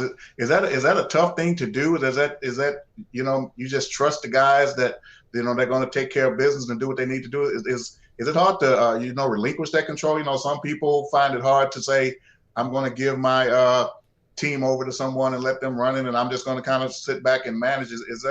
Does that take a lot of trust in you guys? Actually, it doesn't for me personally. I believe and I trust Mel Davis as my head coach in his decisions, moving the Portland Fleet in the right direction. So for me, it wasn't that hard because I knew I had the guys in the right positions to get us where we want to be. Jacob, in a year and a half of team ownership, what's the most surprising part about being an owner in the SFL? What's something that you just couldn't prepare for that you've had to deal with? Owners meetings? It's the truth. You could never prepare for that. But also, you can never prepare yourself for negative publicity or talking down about your franchise when you put so much blood, sweat, and tears in things that people don't understand what you're doing. And then telling the 20 other fellas in the locker room, hey, forget the media, turn off the media. The only thing that we need to focus on is Portland Fleet football. Actually, one more, Jacob. What would winning this game, and particularly winning the division, which is still in the cards for you guys, what would that mean to you? Man, I got goosebumps already. Man, champagne would be popped. I'm jittery right now, and it would be a thing of beauty. It would be a thing that's I don't know. I would be at a loss for words. I was at a loss for words. Our first win against Houston, I told my old owner, Jeremy Vega, does it get any better than this? And he's like, Jacob, when you win a championship, you know that you have became what I knew you could. That's good stuff, Jacob. Well, hey, best of luck against Vancouver. It's going to be an exciting day. And regardless of what happens to Portland in Week 12 in the playoffs, if something devastating happens and you don't make the playoffs, it doesn't matter. What matters is Portland has improved 3 seasons in a row, right? And that's what you can take home with no matter what. Most definitely, Cam. And we will be here for years to come. And when you come into the shipyard or when the fleet coming into your house, you're going to know that we're there. Thanks, Jacob, for joining us. Thanks, Cam. Thanks, Jacob. And that's good stuff from Jacob. And it's crazy, Mike, the Andy Hamilton coaching tree. Jeremy Vega, the Denver owner, started in Vancouver, got his own team, has won 2 titles. And then you've got Jacob Bouvette branching off of the Jeremy Vega tree, right? But it all and they're all playing out west, and now Vancouver and Portland are in the same division. And you can go back one step further. Andy Hamilton came from Carolina with James Klein and all that stuff. So it's just incredible to see it all branch out over the 17 seasons in the league. Oh yeah, Cam. Each one teach one, as they say in some circles. And these guys have learned well from their mentors throughout the years and seasons in the SFL. And a lot of it is paying dividends in the end. As Jeremy Vega's won a couple of championships over in Denver, and now here Jacob with his Portland Fleet team. As he mentioned, he doesn't do it alone, but he's definitely a spearhead of that organization. And here they are right here hoping to punch a playoff ticket today. This Pacific Division is something special. It wasn't much last year. San Diego and Portland, they were very new, particularly San Diego. But right now, LA and San Diego, they have gotten underway in the first quarter. If LA wins the game, they win the division. But if they don't, the winner of this game wins the division. So there's a lot of pressure here. LA's in the red zone. It's scoreless, and it's early. But Mike, what are you looking for here in the ball game in San Diego and the second half here in Portland? Looking for the defense of LA to really dominate this game. The secondary is very strong, as you know, with Ryan Joseph and Rochelle Colston back there in the secondary. They're very, very good secondary. And as of the past few weeks, we've seen that defensive line really step up. Moore Rivers already has a sack in this game, and LA driving right now early in the game. And in the second half, with Vancouver and Portland, I'm looking to see Ezekiel Love get more involved in this game. He did kind of get it going there in the second half, and that's on the Portland side. And on the Vancouver side, they need to get Robert Redford going, either in the passing game or on the ground. We haven't seen much of him in the first half. We did see a lot of Chris Curtis, but we need to see Vancouver get some other of their offensive weapons involved. Kai Cash with an interception for San Diego, so they wipe away potential points for LA. That game's still scoreless. A lot of players, Mike, wanting San Diego to do the unthinkable, and I'd say the impossible, but San Diego made a 16-point comeback in a minute 48 last week and won in overtime. Yeah. So nothing's impossible with San Diego, as they're actually trying to improve to 4-8 and improve by 4 wins from last season. So a lot at stake. We'll keep an eye on it with game breaks in the second half. But after this break, we'll send it back to the Shipyard with Jack and Wade for the second half. Vancouver leads Portland 17-10. This has been the APM Music Halftime Report. You're watching the Simulation Football League presented by APM Music on Next Level Sports.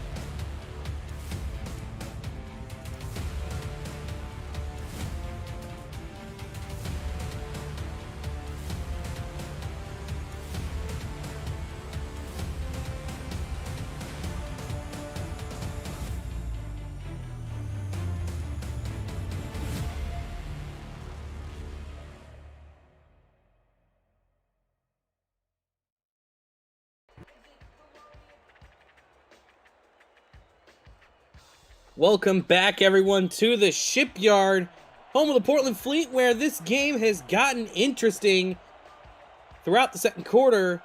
And now as the second half gets underway, Portland receives the ball and the momentum. I'm Jack Brown, and alongside me here is Wade Phillips. as you're watching the Simulation Football League on Next Level Sports. Before we get to the first play, Wade, why don't you go ahead and recap the first half for the people who may have missed out?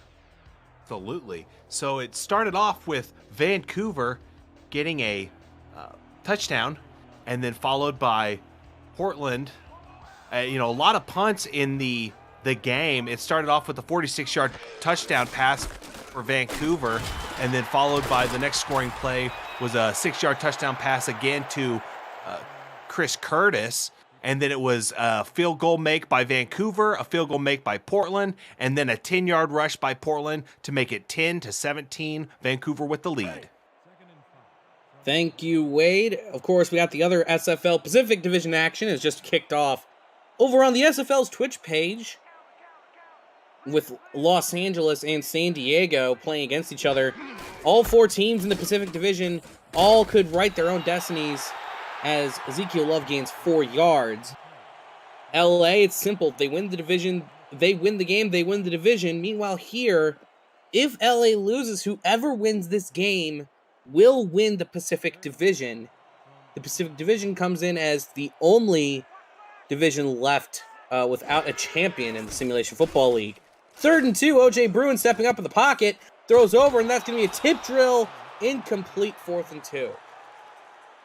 That time it was very lucky that OJ Bruin got that ball off, because it looked like Vancouver's defensive line was crashing down around him, and he just got it off, but it looked like it might have almost been intercepted, but there was the tip drill, and then the receiver almost caught it off the tip drill. So just a wild play for Portland.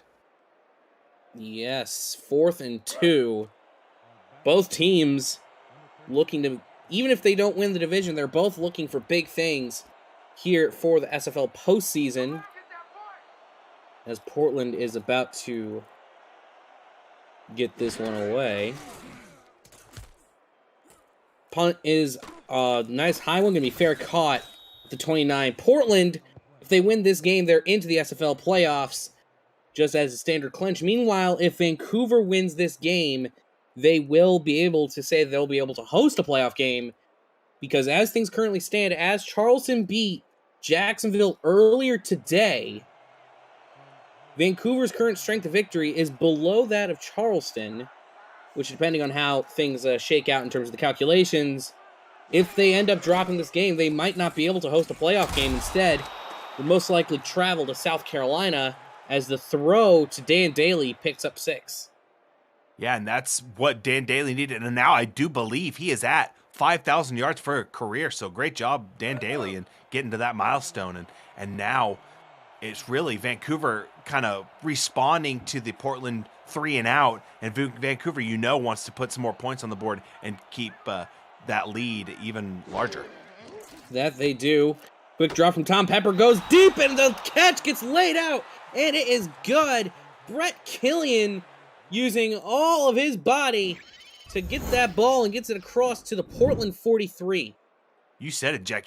Brett Killian absolutely laid out for that one, caught it, and then used his body to make that catch. So absolutely sacrificing his body to make that absolutely fantastic catch. So Vancouver still driving, got that first down, and are very much threatening.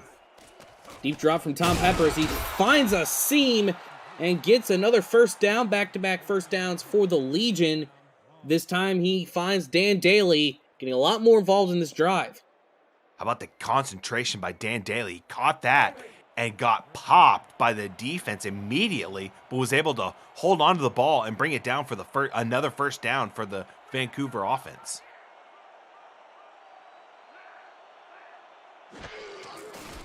Deep drop once more for Tom Pepper. And the tip drill! And it's going to be incomplete. Number 24 for Portland. That is Chris Statch, looking like kind of like a pick that Corey Mentor made in the Charleston-Jacksonville game, picking off the little swing route. Yeah, you said it. He was right there, able to possibly pick that up, but he didn't. But hey, he was ready and waiting for Robert Redford to catch that, and he just knocked it out. 2nd and 10 for Vancouver. Hand off to Robert Redford to the outside. Not going to pick up the necessary blocks. Loses 2 yards. and that is Robert Brar on the tackle for loss.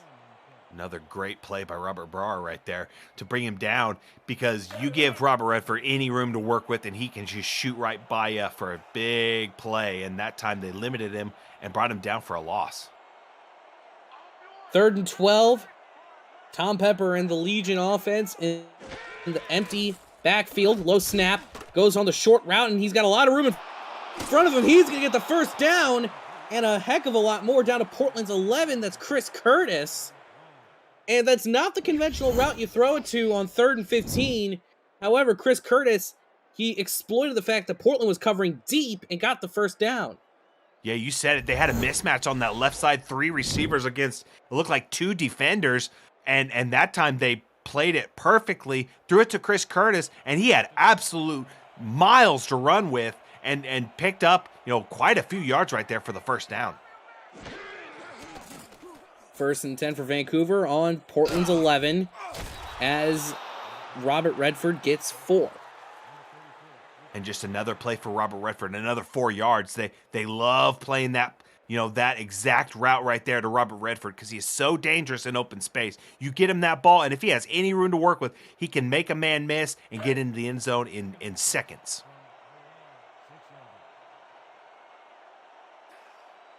Only one man in the backfield for the Legion. And this is going to be a free play. They're going to go for the end zone. Tipped incomplete. But for Vancouver, they're just going to take the free yards and get them to, I think it'd be about the 2 or 3. I didn't see it, partner. On that play, did they target Chris Curtis again in the end zone? I think so. Legion obviously going to accept the penalty. That's going to take them half the distance to the goal, I think.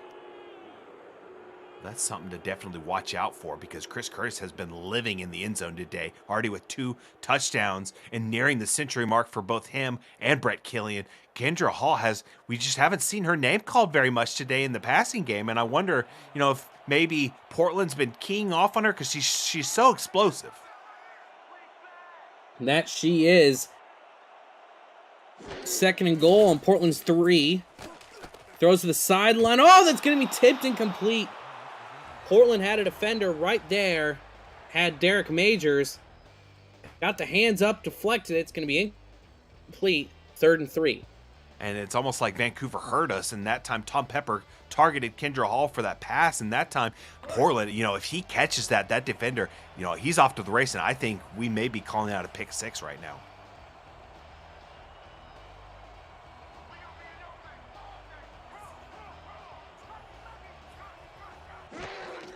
Third down and 3. Pepper goes over the middle. That's caught. Easy money touchdown. Legion. And look who it is. It's Kendra Hall. And there she is right there catching that for a touchdown. It seems like every single game she's got at least 1 touchdown. I mean, she's, near the, top 10 in the league in touchdown receptions and having an absolutely breakout season. She is absolutely someone you have to put at least 1 defender on at all times, because if you leave her open, she will burn you for a touchdown. She got it right under the Portland secondary, and the kick is going to be good for the extra point. So for Vancouver now, they're back to where they were pretty much right before halftime, up 2 scores and both touchdowns. Indeed, and it was a 3 and out for Portland to start this half, and then Vancouver doing exactly what they did in that first quarter with their first drive, putting points on the board, and Vancouver doing much the same again. That they are. As Portland's going to return this. Oh, he breaks away, finds a hole. Oh, sheds a tackler across the midfield stripe, down to 30. This is going to hit Pater. Touchdown, Portland Fleet. They answer right back. Wow, partner, right there. Who would have thought that? And now Portland, was down 2 scores again, and now right back in it with a 1-score ball game. They're right back in this. Portland's special teams playing huge right there. The missed tackle by the coverage unit, and then he was just on his way to the end zone, and that's exactly what Portland needed to answer right back on that score of Vancouver, and now Portland, back alive in this ballgame. Leo Morris, the man with the touchdown return, and Portland still hanging on. They know what's at stake, and they're going to play until the final whistle. So now David John out to attempt the extra point.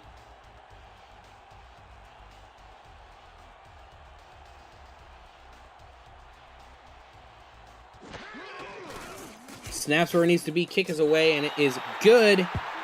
17-24, and now we go right back to the kickoff formation, but this time it's the other way around. We do, and I hate to be a Debbie Downer, but now it looks like Vancouver's defense, who may be a little bit gassed from that long drive of Vancouver, has to get right back out there and go right back to work. Yeah, it's not... I mean, the upside is points. At least it wasn't a fumble, but... whenever you're a gas defense, it's always harder to play. Taken at the goal line, going to be taken up to the 21 by Dean Maddox. And let's go back to the SFL studios for a game break. Thanks, Jack. Mike, this is getting ready to be a dogfight in California. Yeah, Cam, defenses in the order of the day.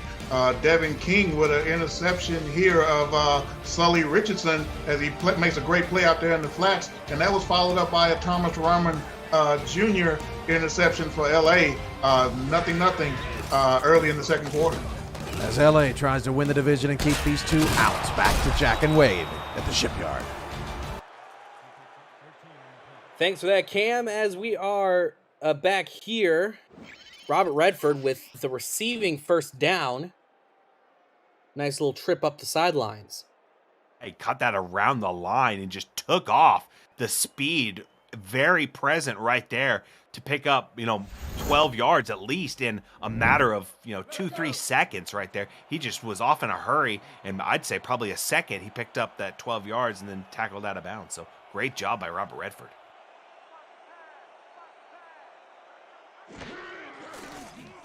Deep drop from Tom Pepper, going to lob this one deep over the middle. Oh, that was nearly picked off. Intended for Chris Curtis. But it's just not going to work. 2nd and 10. Tell you, Jack, Portland at some point has to get it. All these, passes coming to their defenders. They have to catch one of these and take it the other way because they've had multiple opportunities to get a takeaway, but they just haven't been able to convert it. 2nd and 10, throws over the middle. It's going to be a nice catch, a nice gain of 4, makes it 3rd and 6.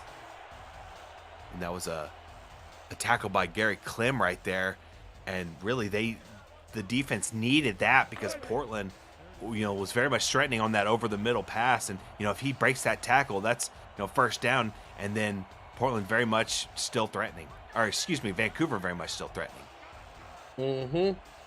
3rd down and 6. Legion need the first down. He's going to lob it deep. It's going to be picked off. Going the other way for the Portland Plate as they're going to get into the 42. Chris Statch, the man, has done it all today for this Portland secondary. And this time he punishes Tom Pepper. He does. That was exactly what they needed. We had just mentioned it, how they have to convert some of these takeaways, finally get it, and now they're got the ball back. And with that, we'll be right back after these messages. You're watching the SFL on Next Level Sports.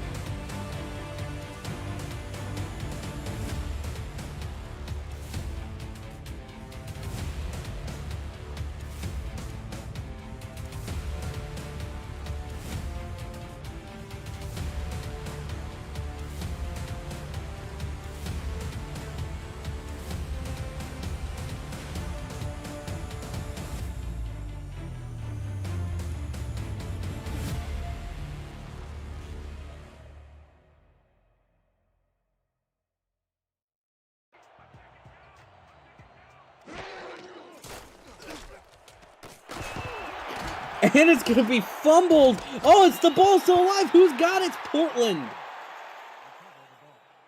When they hang on to that ball, that was just a dangerous play right there. Vancouver doing all they can to, force the takeaway, and Portland absolutely has to get on that ball, and they do. So they hang on to the ball, and they continue to drive. They need a first down here. They got very lucky and basically fumbled their way forward for 4 yards. O.J. Bruin now under center. Going to turn around, hand it off to Ezekiel Love as Love leans forward, gets a yard, maybe 2. 3rd and 5 on the 47. So yeah, now they have to get something that at least gets 3 yards. So I would expect a pass, but I would not put it past them to maybe try to get it with the ground game. No, because now the ground game has at least become functional for the Portland Fleet as Vancouver comes playing an extra lineman, going to hand it off to the outside to Ezekiel Love, finds a hole, but he's not going to get enough yards for the first down. Only gains 2. He needed 5. Drew Hamilton on the tackle. Yeah, Drew Hamilton just shot through that hole and brought him down. It looked like Ezekiel Love was kind of trying to get something on the outside, but saw a hole open up on, bouncing on the inside. But that time couldn't quite get it, get the first down, and they got the stop. So Vancouver doing a great job to force the punt at this moment. That they did. Snap taking a little bit longer than usual, but the punt is away. It's going to be fair caught at the 18. 3:57 remaining here in the third quarter. Another great job by Portland's special teams unit to pin Vancouver inside the 20-yard line, which is always a great job by a special teams unit if you can pin someone inside the 20. Couldn't agree more. Vancouver starting on their own 18. Able to mitigate the damage from the interception. Tom Pepper dropping back deep. Has all the time in the world. Finds his man. I think it's Brett Killian once more. Gains 9 on the reception. And now we've got both those receivers, 1 yard away from the century mark for Chris Curtis. But that time, the offense had all the, room to work with in the middle. And Tom Pepper found Brett Killian right there for the first down. Or excuse me, for the 9-yard gain. And now Vancouver very much can do anything right here. Was just about the first down. But for Vancouver, it's 2nd and 1. Split backs. They're going to hand it off to Redford as Robert Redford gets the first down, just slices his way through the defensive line of Portland and gets it to the 32. You described it perfectly. He just sliced right through there. He found, some room to work with and, did his best ability to, get up there and pick up that first down. So great job by Robert Redford. Going to be another handoff to the outside for Robert Redford. As Redford, he gets a stumble, and he gains a yard, though. It probably could have been 3 or 4 had he not gotten tripped up. The defense did a great job bottling him up right there, and it was the secondary right there that got the tackle. So Portland using everybody on defense to try to stop Robert Redford because he's so slippery that he can break any tackle that you try to bring at him. Going to be a handoff to the outside for Robert Redford. Redford sheds a tackler. Can he shed 2? Makes a man miss. He's down the sidelines to the 34 of Portland. And the Vancouver Legion are shaking and baking on offense. Portland's defense has done a great job today in bottling up Robert Redford all day, but that time he just broke through there, broke a tackle, and it was off to the races. And finally, the secondary unit got him down, but that time Portland's defense was almost, hurt in a big way. But unfortunately for the defense, it was number 44 Bob Funk that got the tackle and saved that touchdown. Yeah, Bob Funk, man credited with a touchdown saver. 2 minutes just about remaining in the third. Very deep drop from Tom Pepper. Throws it long, 2, and he's going to get his man to the 15 for the first down. That's Brett Killian once again. They're working this man out like there is absolutely no tomorrow. That's his 8th catch of the day, and he's right around the century mark. Yeah, you said it. He's gone past the century mark at this point because he has been the number one target for Vancouver absolutely all day. Well, near the number one target, he and Kendra Hall share the lead in targets, but that time his 8th reception puts him way over the century mark now. Gonna be a quick jot over the middle, 2nd and 4 after the nice little dime to Kendra Hall. I got Kendra Hall involved again, and really, Vancouver's offense is really just so dangerous because they've got so many pass catchers that can hurt you in multiple different ways, you know, whether that be the tight end or this triple-headed wide receiver monster. Tom Pepper going deep. He's going to find Robert Redford. Oh, who bobbles it and ends up dropping it 3rd and 4. Robert Redford had the ball in his hands, but just kind of caught a little bit of the case of the brick hands and just dropped it.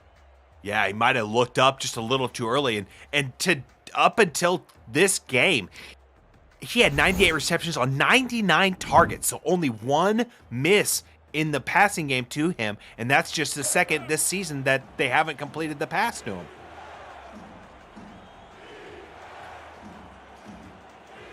And so it's 3rd and 4. Portland desperately needing a stop.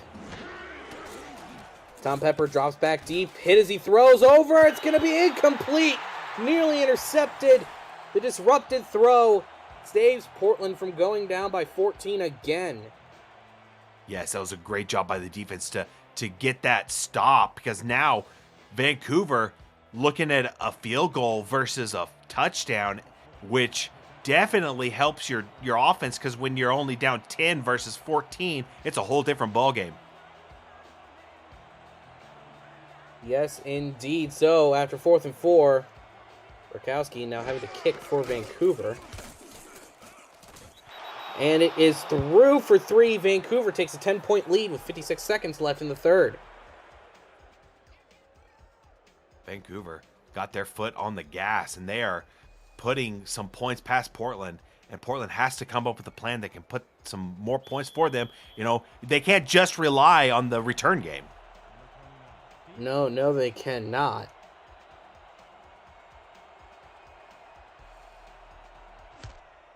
Kick is away from Vancouver as Leo Morris going to take it to the 15. Last time he found the house. This time he finds the 33. And we're going to send it right back to SFL Studios for another game update. Take it away, Cam.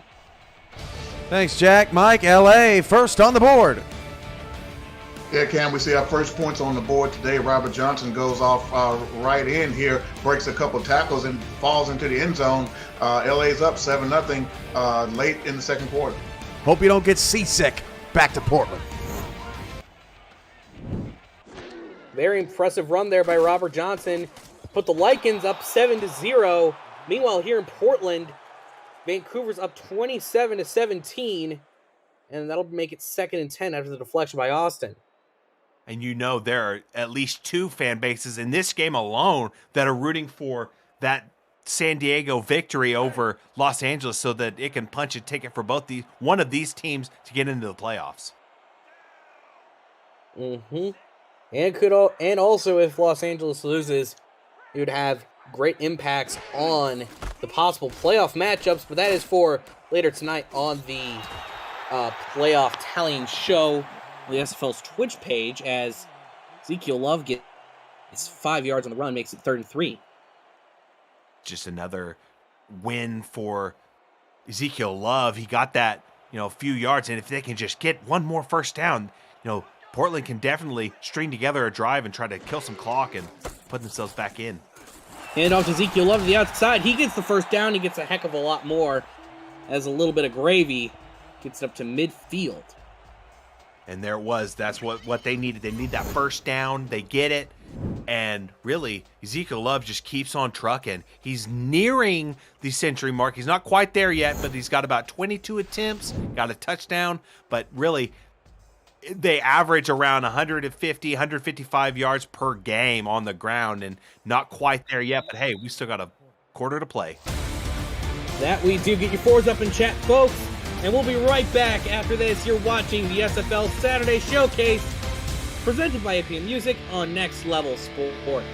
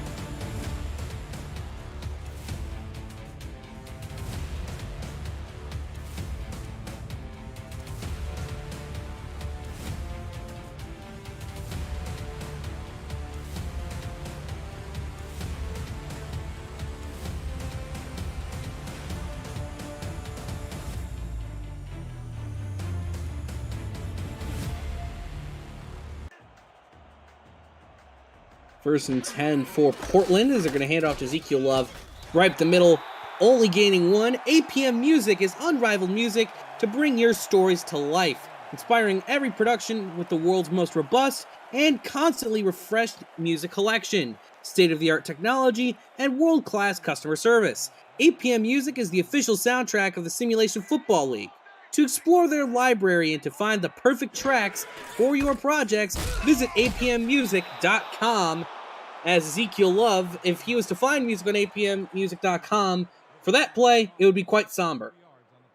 It would, because he had nowhere to go on that play, and so he was kind of homeless on that little run. That he was. 3rd and 12 for Portland as they're now back on their own half of the field. Snaps a bit low for O.J. Bruin, lobs it deep over the middle, tip drill, who's going to get it? It's going to be the ground, 4th and 12. The ground is undefeated in catches. It seems that it catches it every time, and that time was no exception. And really, Portland just absolutely needed something to go their way, and it didn't. Well, I guess one thing that went their way was it wasn't intercepted, but yeah, Portland is not doing themselves any favors by punting it away. Yeah, they're going to need a really good punt out of this in order to get this thing going. Kick is high, and it's going to be a long, fair caught ball at the 17. As we once again send it back to SFL Studios for another game update from San Diego. Thanks, Jack. Mike, put Zach Holdorf on a poster, will you? Yeah, Cam, the San Diego defense, they're definitely doing their part to try to keep the hopes of the Vancouver and Portland fan base alive with a huge interception right here, keeping it close. LA still up 7-0 with about a minute left in the first half. One-hander, my goodness.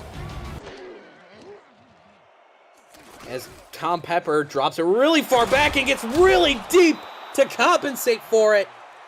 Kendra Hall with her first really explosive grab of the day.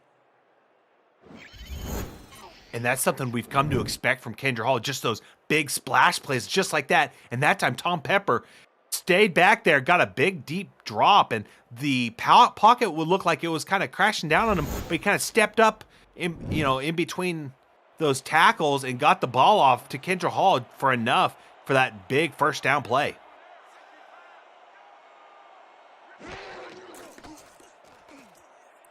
Pepper finds Redford on the swing route as Redford, he does the double spin as he gains 7 and makes the Portland defense look silly.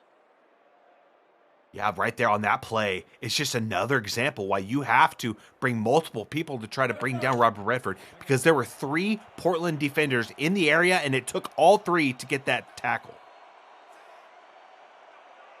2nd down, there's 3 yards to go to the yellow stripe. Pepper goes in. It's going to be a tip interception.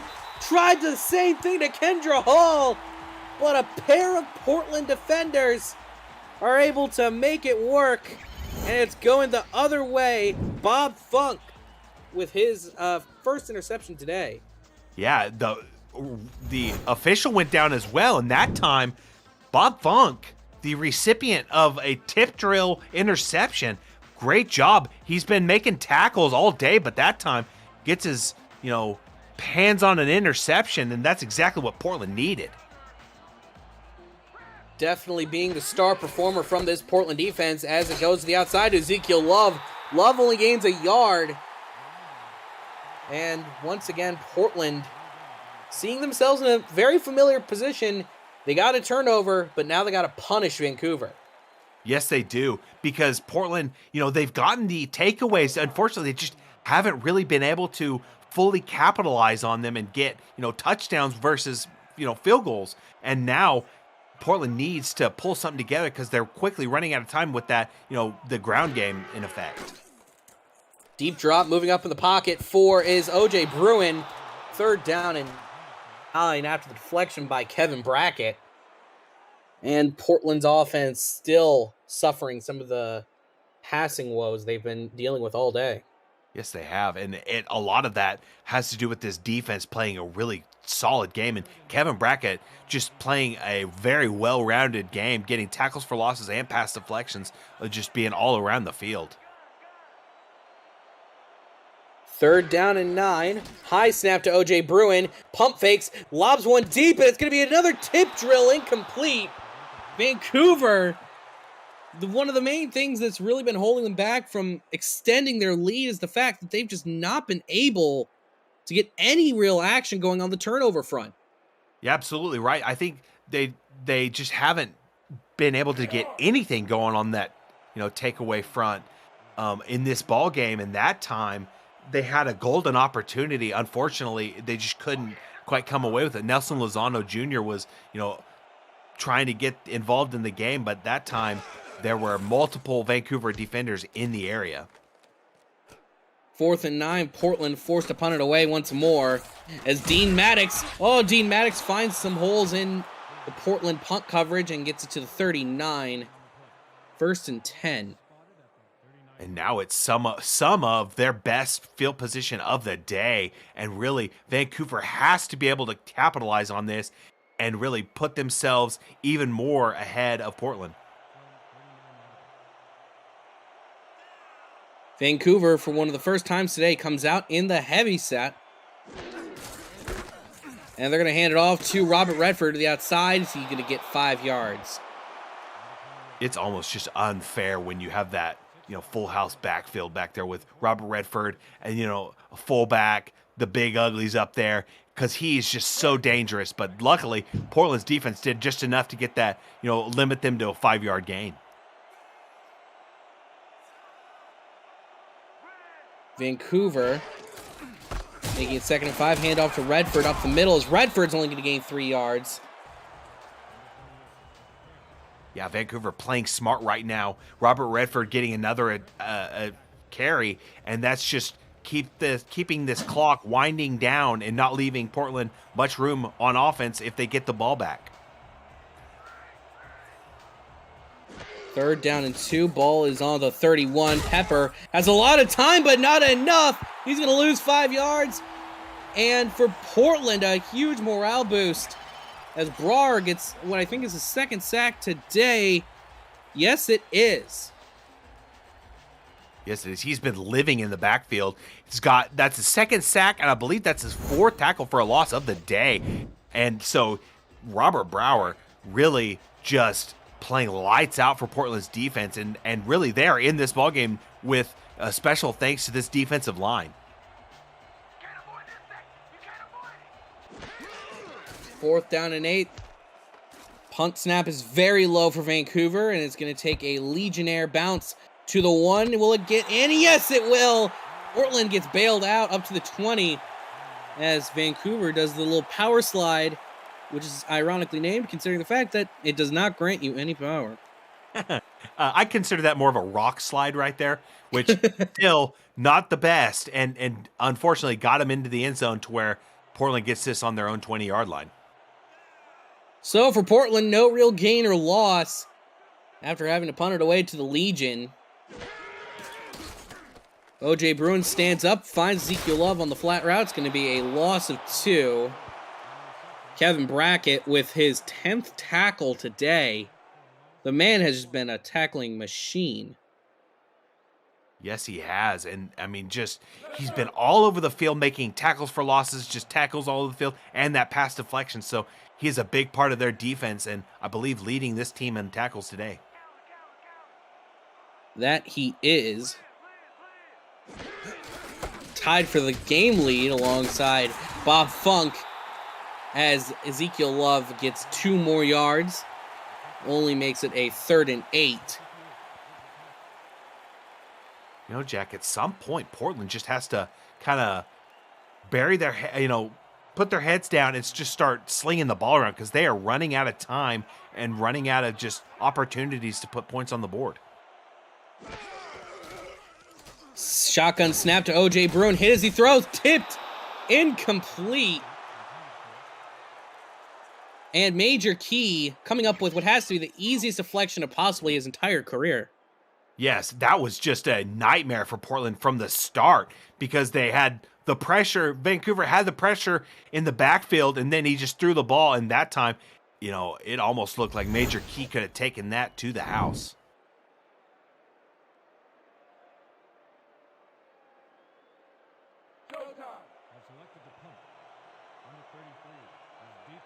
Fourth and 8. Unfortunately, Portland once again stuck with having to punt this one away.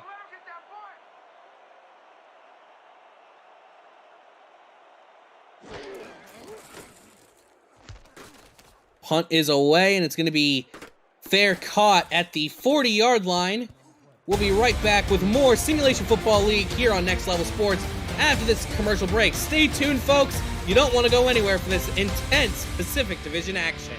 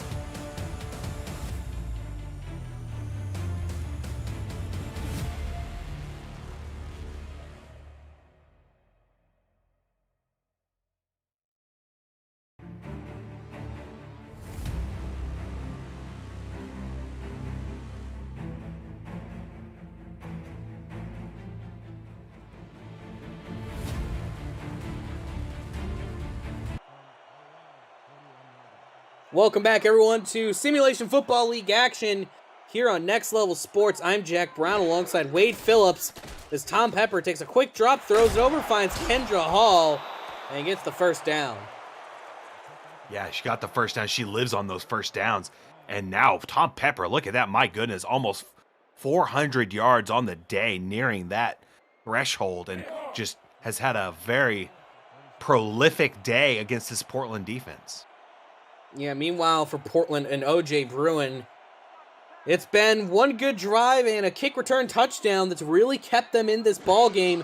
Only down by 10 with 4:45 remaining as Tom Pepper goes over the middle. That's going to be caught to the 30-yard line. Brett Killian, the man who they've probably gotten involved the most in this entire passing offense. That's his 9th catch today. He's you know, well over the century mark, and Kendra Hall and Chris Curtis are nearing that mark as well. So it would just be a fantastic day for this team if all three of those receivers got to the century mark today. And it's going to be a free play for the Legion as Redford goes to the outside. Not going to gain the yards. They're just going to take the penalty. Oh, yeah, you can guarantee, because take that 5 yards, just automatic, absolutely. And now Portland, as we start to enter the home stretch of this ball game, starting to play a bit more sloppy. Apart from the kick return touchdown, Portland has not been able to get anything going on offense. Beyond the return TD, everything has been every drive for Portland has ended in a punt or 3 and out. Yes, it has. I mean, the only real drive they had that was extended was that 7-play, 17-yard drive that ended in a punt. But otherwise, it's been 3 and out all across the board except for that return touchdown. 1st and 5 for Vancouver. Pepper with the offset eye behind him, and he is under center himself. Hands it off to Robert Redford. Redford sheds a few tacklers, keeps the wheels turning, and gains 3 yards when he should have probably only gained 1. Yeah, you're right. Should have, but that time Portland's defense couldn't quite bottle him up, and he broke through for the 8-yard gain. And now Vancouver, if they can get this first down, it is looking very, very dangerous, and Portland may not be able to get anything going. Yeah, if you are Vancouver, this is a fantastic position to be in. Deep drop, throws over to Redford. As Redford, he has all the green grass in front of him, gets it to the 12. Yeah, and that's just the first down that they needed, but they got out of bounds, so it stops the clock.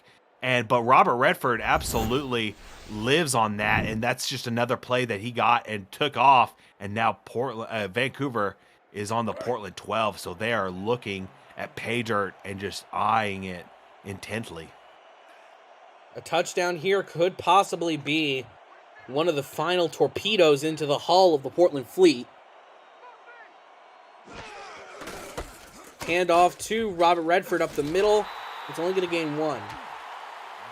I mean, I foresee them trying to just kind of pound this out, maybe kill some clock while they're at it. That way, there's no doubt that Portland has no time to work with.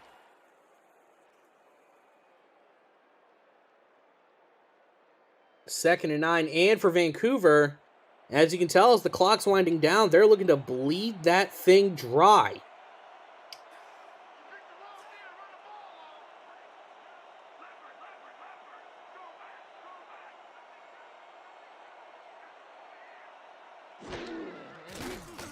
Pepper finds Robert Redford. As Redford, he only gains a yard, but still the clock keeps moving, and that's what's most important for Vancouver right now.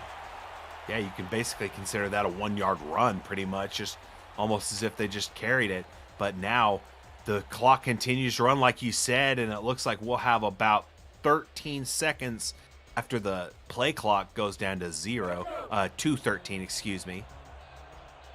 Mm-hmm.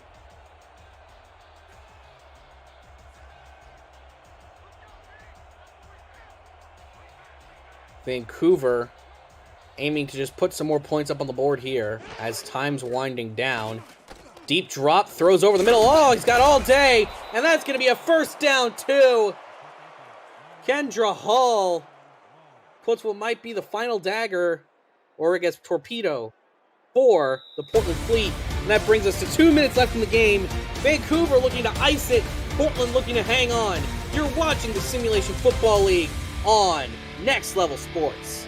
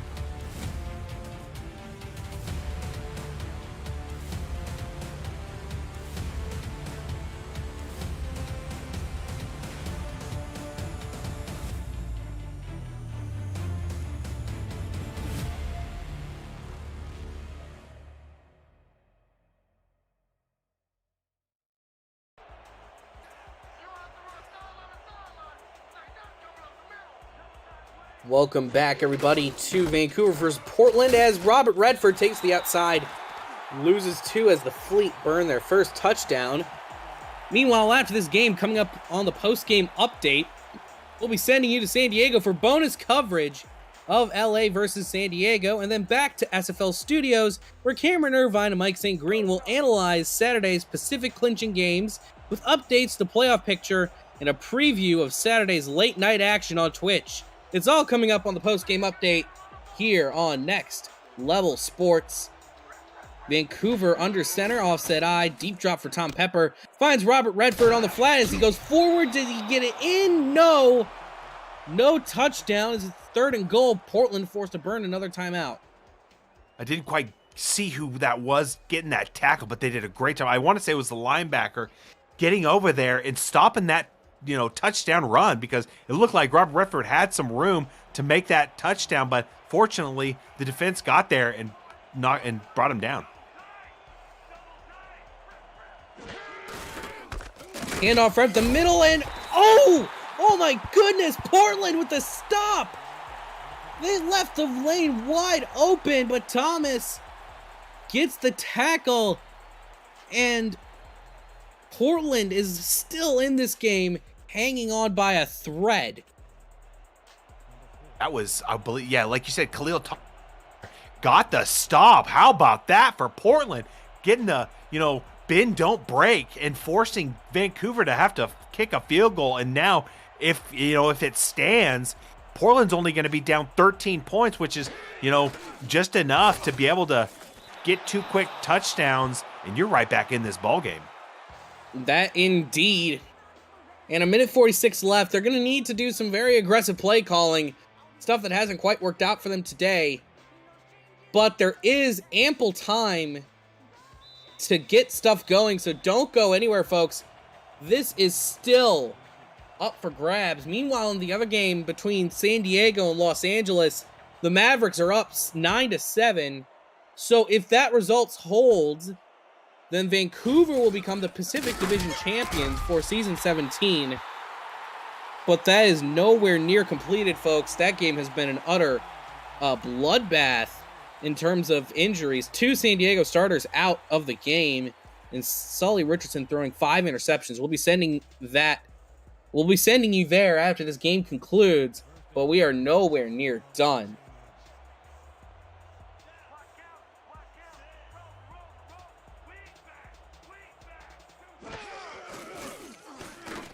O.J. Bruin takes the quick drop back, throws over the middle. That's going to be incomplete. 2nd and 10.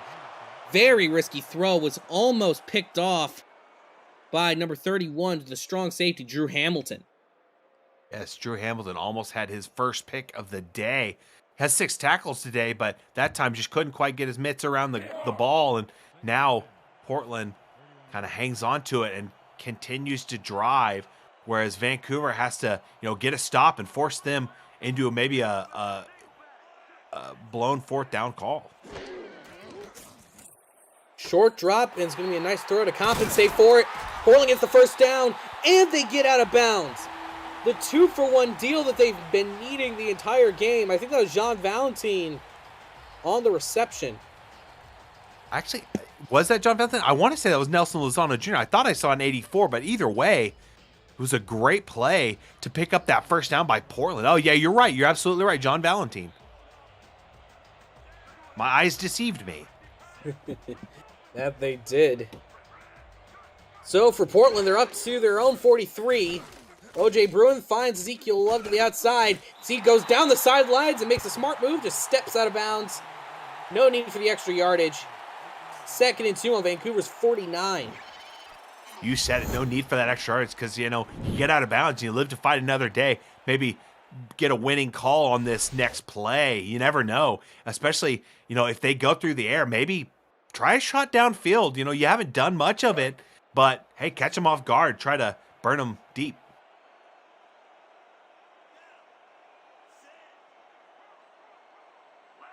Second and 2. Portland in the heavy set. Well, it's going to be a pass out of the heavy set to Ezekiel Love once again. Oh, he spins around his man. Can spin around 2, and he remains in bounds. Not the best outcome for Portland. As it's 1st and 10, they're going to have to get right back to it. Bruin taking another deep drop, and oh, he's going to go down for a sack. 2nd and 16. They got to line it back up once again. And they're going to be locked in this formation until they can get out of it. As there's less than a minute to go. Deep drop, throws it over. It's going to be a catch inbounds by Ezekiel Love. 3rd and 11. They're not getting it where they need to be. They need to get it out of bounds, but they just simply aren't. 3rd and 11 with 42 seconds of counting. Deep drop from O.J. Bruin, throws it over to Ezekiel Love, and they are going to shed a tackler. Sheds 2. 4th and 2. They're going to need this first down or it's game over for the Fleet, and they're still stuck in the hurry up. They may have just wasted all the time they had, but it all comes down to this. Let's see what they can do. Deep drop from Bruin. Finds Ezekiel Love. He gets the blocks. Gets the first down. No! No, he did not. Vancouver and Daniel McGuire saves the game, and they are going to win. Yeah, and now at this point, it's all up to the Los Angeles game to see if Vancouver can punch their ticket into the playoffs. They've done their job, got the win tonight, but now it's all on the backs of the San Diego team maybe snatching a victory and punching the ticket for Vancouver. Vancouver's going to improve to 8-4 and guarantee themselves at least a home wildcard game. So that will definitely be exciting as things currently stand. If LA ends up winning it, their most likely opponent, I think, would be Charleston, actually. Meanwhile, of course, well, as things stand, the Legion are going to be Pacific Division champions. And, well, that was a certainly interesting ball game. Vancouver let Portland come back into it briefly towards the end of the first half, but after that, it was all Fleet all day. Or no, all Legion, oh my goodness. Yeah, hey, slip of the tongue, it happens. Yeah, but hey, look at that stat line. 120 yards passing for Portland, where they did get to the century mark on the ground game, but hey, if you can't get more than 100 yards in the passing game, it's going to be really difficult to get a win. And tonight it showed it because, hey, they got a few, runs here and there, but, when they needed it, their passing game just couldn't show up. But otherwise, their defense played a pretty good game, but Vancouver's offense, that high-flying passing attack, just was running roughshod all over the Portland defense. Yeah, it just was too much for them to handle. As for Vancouver now, the win gets them a home playoff game. Meanwhile, for Portland now, they have to look around. They have to hope that things go their way in the massive 6-5, 5-6 cluster that's starting to form. And with Charleston winning earlier today, there's one less spot for them to fall into and one less team to cushion them. Yes, and indeed. And now it looks like that Lycans-Mavericks game's going to the fourth quarter with the Mavericks still up 9-7. But hey, now Vancouver gets their ticket punched, at least on their own end. But, it was the hard-fought effort by this whole Vancouver team to punch this win, and now it's all up to that LA game. Player of the game honors are going to go to Tom Pepper, the quarterback. Had a phenomenal game, got out in front early, and did not look back. For Wade Phillips, I'm Jack Brown. We say so long, and we'll send you now to San Diego for the conclusion of the LA Lycans and the San Diego Mavericks.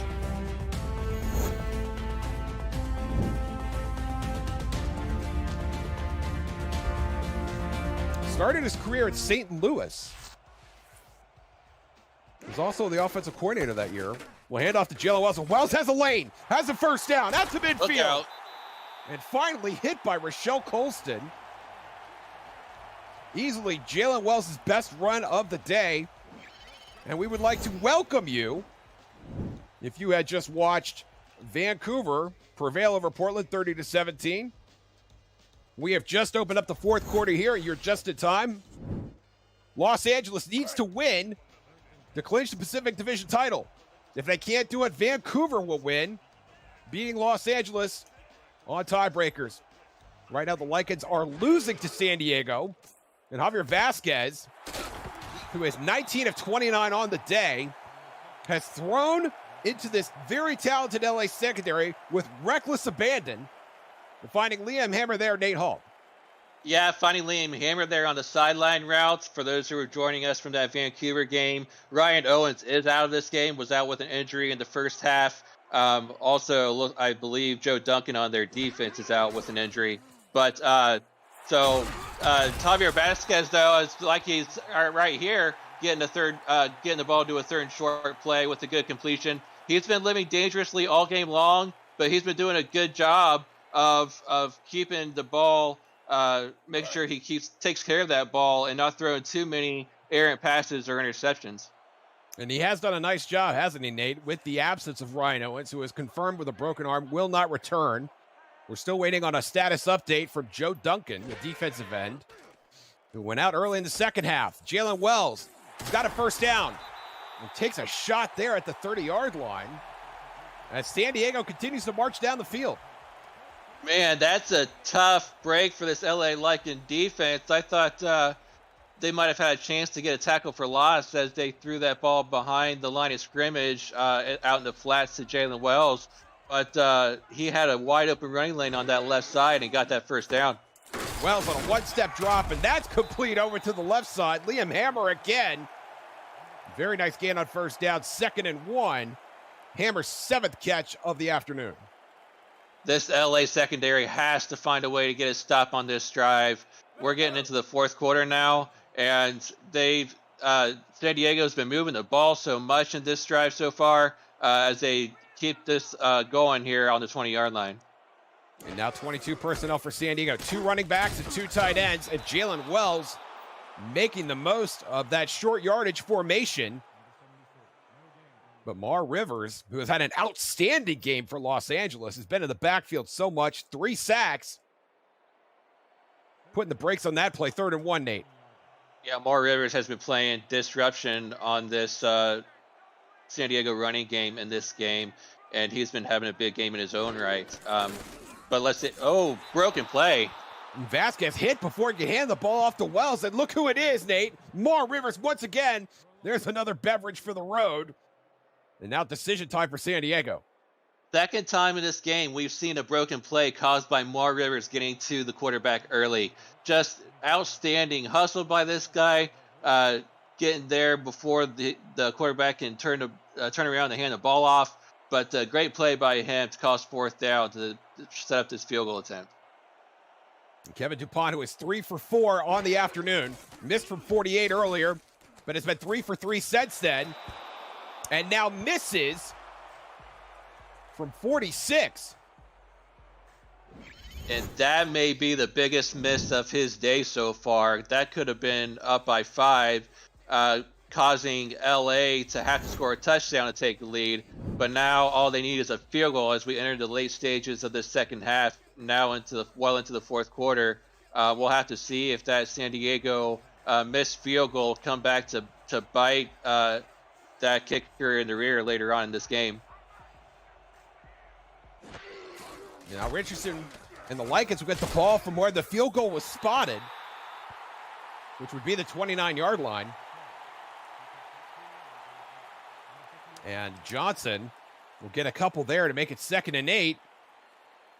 And plenty of time here for Los Angeles to get down the field by any means they choose. Yeah, they just have to move the ball. That's their main. They've been struggling moving the ball all game long. Solly Richardson thrown 5 picks already in this game. The running game outside of the last 21-yard run by Robert Johnson to end the first half, he's been pretty much stymied so far in this game. As that goes nowhere really fast to cause a 3rd and long. They just have to find something. Somebody on this offense has to step up, and they have to do it quick. Denzel Maverick doing the stymieing there for the Mavericks. And now it's 3rd and long. Who's going to step up for this offense? Somebody just has to step up. 4 wideouts for LA. Richardson in the shotgun. Over the middle. That is caught. LA keeps the drive alive. And that's Warren Jr., the backup wide receiver and special teams ace, doing the dirty work for LA. They've got a fresh set of downs. Yeah, almost on cue. Travis Warren Jr. says, "I'll be that man. I'll be that guy to take the reins and get that cash to continue this drive and get a first down for my offense." Great job by him to come away with that completion to set up a new set of downs. Both tight ends, Elsie Flash on the field for LA. Richardson hit as he's thrown down the left side. That is incomplete. Perhaps fortunately for LA, Denzel Maverick getting in there, putting the wood on Richardson, 2nd and 10. Yeah, Denzel Maverick laying the wood on that quarterback, but Sully Richardson got rid of that ball just in time before he was laid out. Luckily for him, no one was in the backfield there to come away with a pick. It just falls harmlessly to the ground, an incomplete pass. Tommy Rahman back in the game at fullback. Both tight ends will stay out for LA. Davius Reed, the only wide receiver. Flag on the play is Johnson tripped up at the line of scrimmage. Let's see what the penalty is. Maybe another hold, I'm guessing. And that is about where those flags end up, and that will be a hold. A very unfortunate penalty for LA. And we will do it again. That is very unfortunate for this offense. Looked like LA was doing good to stay on schedule with their offensive play calling, getting a first down to get a new set of downs. But they're going to go back 10 yards after that penalty. Just unfortunate that they're going to have to go a little bit further if they want to get another first down. Now back to the 32-yard line. Richardson in the shotgun. 6 defensive backs for San Diego. Pressure coming. And Richardson throws it to a field of gray jerseys intended for Davius Reed. He's really not gotten going today so far, Nate. 4 catches, only 18 yards. Yeah, he really hasn't gotten anything going in this game. Only 4.5 yards per reception. But it's hard to catch a ball when you got so many defenders around you, and that's just what happened again. There was so many defenders around him, he never had a chance to catch that. He has to get more wide open if he wants to catch it further downfield. Richardson in the shotgun. Threw it to his left this time, and Reed gets out of bounds. His momentum took him out of bounds before he could turn upfield. And that's going to be it for the LA offense, at least for now. Yeah, I don't know if it's go for it time yet or not. It's still got a little less than 5 minutes to go in this game. Maybe try to pin San Diego deep and hope that their defense can get them the ball back. But we'll have to see. Yeah, they're on their side of the field. They're definitely going to be punting this away. But their defense has to step up on this next series. Yeah, with the field position, and you're only down 2, a field goal could win it. Any turnover by your defense, if you punt it away, could be significant. Chance to win. We'll send it down the field. And Ray Lenurl, who has stepped in for Ryan Owens after he got injured for special teams duties, is going to come out here. I think if San Diego wants to milk this clock, they can do it. They have the running back and personnel to try to run this clock down as much as possible. They just have to get some running lanes for the blockers going for Jalen Wells. But let's see what they do here on first down. Javier Vasquez under center will hand it off to Jalen Wells. Wells dragging a defender a couple yards before finally being brought down. That was Buddy Blaze who got the free ride. 2nd and 5. Yeah, Buddy Blaze going for a ride for sure there. Jalen Wells, after he got the contact on that play, he dragged him a couple yards before he wanted to go down. But if they keep this up, 5 yards net per play, that's going to gain you a first down every time. So they just have to keep this up on this drive. 5 yards down the field and 30 seconds off the clock each time. And that 4-16 will evaporate very quickly. Now Vasquez will throw at 2nd and 5. Look for Wells and the flare pass. And that is going to be a first down, and he stays in bounds. Clock continues to run, Nate. Yeah, that is huge for this San Diego offense. Jalen Wells getting a catch out there in the flats, turning upfield, getting past that first down marker, and staying in bounds. That's the biggest thing, staying in bounds so this clock continues to run. And now they have a full set of downs again with less than 4 minutes to go. Vasquez marching back up to the line. And Wells has not had a lot of volume, only 12 rushes and 5 catches, but he has been productive. About 75 yards from scrimmage. And he's going to try and close this one out here as they hand off to him again. And there's another 6 yards, Nate, and the clock continues to run some more. Tick, tick, tick, tick, tick. That all LA can do is hope that they get a stop here soon on this set of downs. and get the ball back, but San Diego doing their darndest right now to make sure that doesn't happen as they get a good 6 yards on that play on that great run by Jalen Wells. Hoagland offset at the fullback position. 2 tight ends for San Diego. Wells again. And Wells shrugging off the defender past midfield. Has the first down and more before being smacked by Rochelle Colston. But it's a fresh set of downs for the Mavericks. I didn't see who that was on the receiving end of that stiff arm, but Jalen Wells said, "Young man, sit down. I've got a first down to gain on this run," as he runs right tackle and goes past the sticks for yet another first down as we're approaching now under 3 minutes. Hoagland will stay in the game. Split with Jalen Wells. Vasquez in no hurry to snap this ball. Finally does. Turn it to Wells.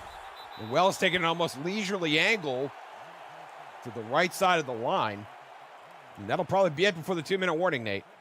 Yeah, they really don't have to snap this, and I wouldn't if I was San Diego right now. I would let this clock run all the way down to the 2-minute warning and make LA take all 3 of their timeouts and try to get a first down as they come out in a second and long play here.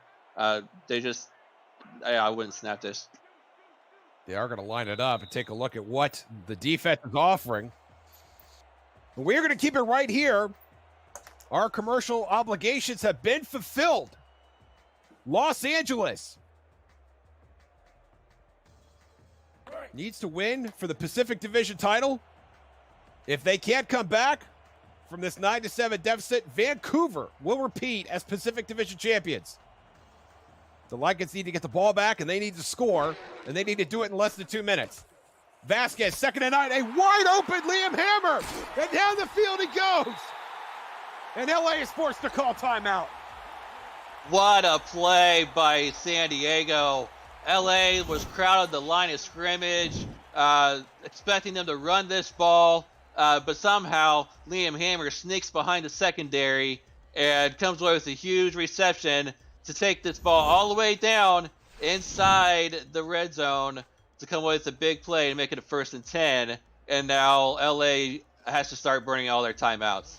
Hammer had 2 touchdowns last week, both of them in the last minute 48 of the game, and both of them look very, very similar to that catch. A 29-yard reception for Hammer. Vasquez dealing to his right this time, and it's the legend Optimus Klein coming up with a catch, and LA uses their 2nd timeout.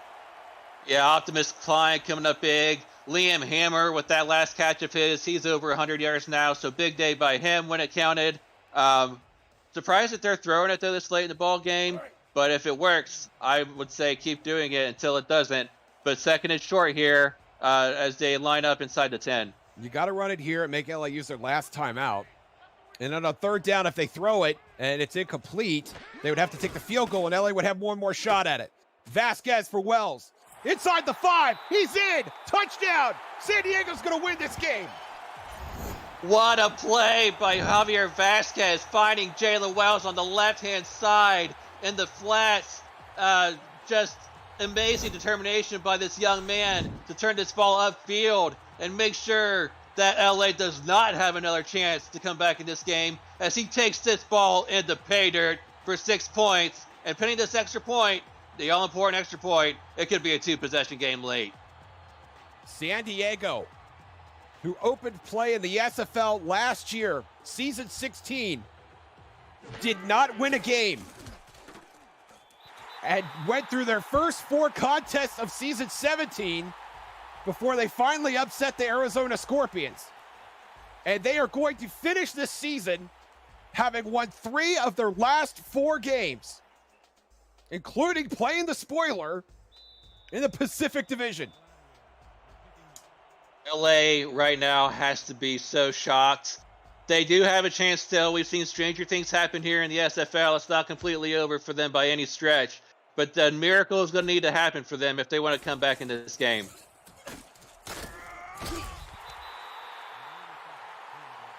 And Warren Jr. will get this out to the 25. We are not seeing the influx of GGs just yet, and part of the events that you alluded to just a week ago, Nate. Yeah, we're seeing a couple now, but it's still too early. I think they could still pull out a miracle comeback, but they have to get it started here on first down. Absolutely.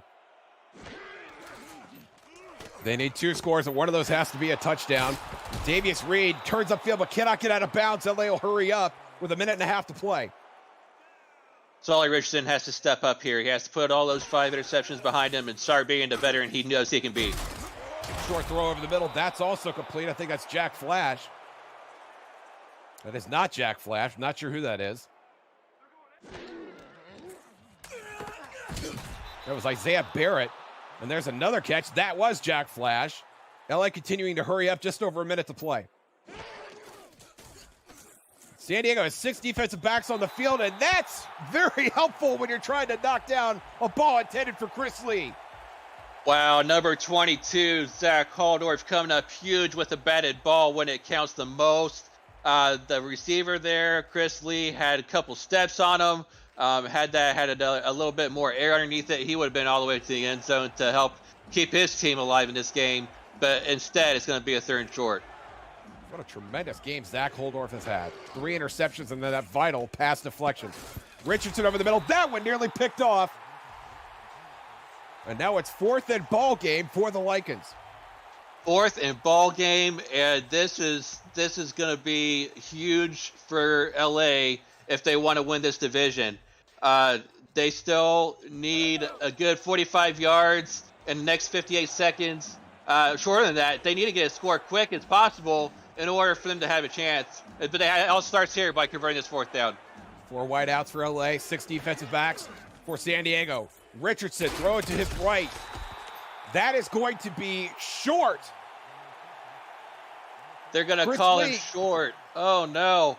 I don't think he ran that route long enough before he was tackled. He was maybe a yard short with the forward progress, but nonetheless, San Diego is going to come away with a huge win to spoil LA's chances of winning the division this year. And Vancouver fans are going to start rejoicing and celebrating after that play. No challenge on the play. Javier Vasquez in victory formation. Will take a knee. Los Angeles will use their last timeout. Yeah, they're going to lose their last timeout here, but it's not going to matter. All San Diego has to do after that timeout is kneel it a couple times, and they're going to come away with a huge spoiler win over LA here. Rivalry Pacific Division game that they came out and just dominated on defense. Come away with 5 interceptions, 3 of them by Zach Haldorf, having himself a game, and just a great game overall by San Diego to make sure they come away with the win. Vancouver will walk away with their 2nd straight Pacific Division championship. And Los Angeles, a team that undertook some serious transition in mid-season and had 2 weeks to lock up the championship, just needed to win 1 game in 2 weeks and came up just short.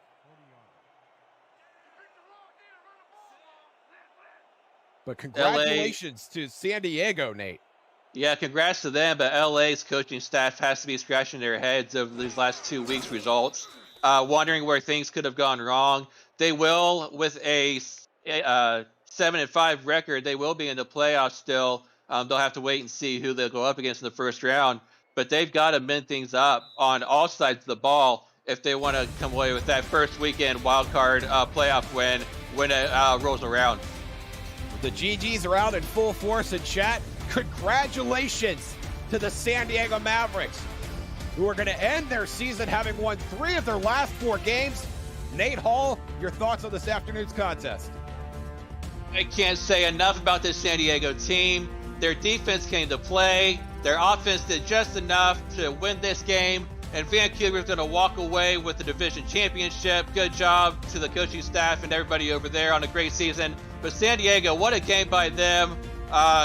Zach Haldorf has to be my player of the game. That's who I'm choosing. 3 interceptions on the day to help his defense get the ball and help his offense be in good field position to score points when it mattered. Just a great all-around game by this San Diego team.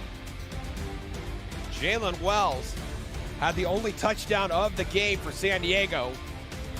and did it late in the fourth quarter to ice the spoiler effort from San Diego in their home stadium against a Los Angeles team that has at times looked unbeatable, but has always been exciting and fun to watch. And I suspect, Nate, we haven't seen how everything shakes out yet, but I suspect their season's not over yet. No, their season's not over yet, but if I had to do a backup player of the game, it would be Jalen Wells. The first half he was shut down, only had 10 yards rushing in the first half, but he showed up in that second half, came away with some big runs, some big receptions out in the flats, helped move the ball when it mattered the most, to help lead this clock down in the fourth quarter to make sure that his team came out with the victory. And credit to San Diego getting it done without Ryan Owens, their outstanding wide receiver who had caught 50 balls already in this season, and without Joe Duncan, their outstanding defensive end. 8.5 sacks on the season. Your player of the game, here it comes. It is Jalen Wells. 69 yards and the one receiving touchdown to put the game on ice. Nate, it's been an absolute pleasure. Really enjoyed working with you this afternoon. Absolutely great game to call with you two. Finally, we get to call a game together. What a game we called. Close game, and San Diego came with a victory. Congrats to them. Great game. For Cameron Irvine, Declan O'Rourke, and Nate Hall, this is Josh Circle. Congratulations to the San Diego Mavericks. Your final score, San Diego 16, Los Angeles 7. We're going to take a quick commercial break, go back to SFL Studios. Thank you for watching. Good evening from San Diego.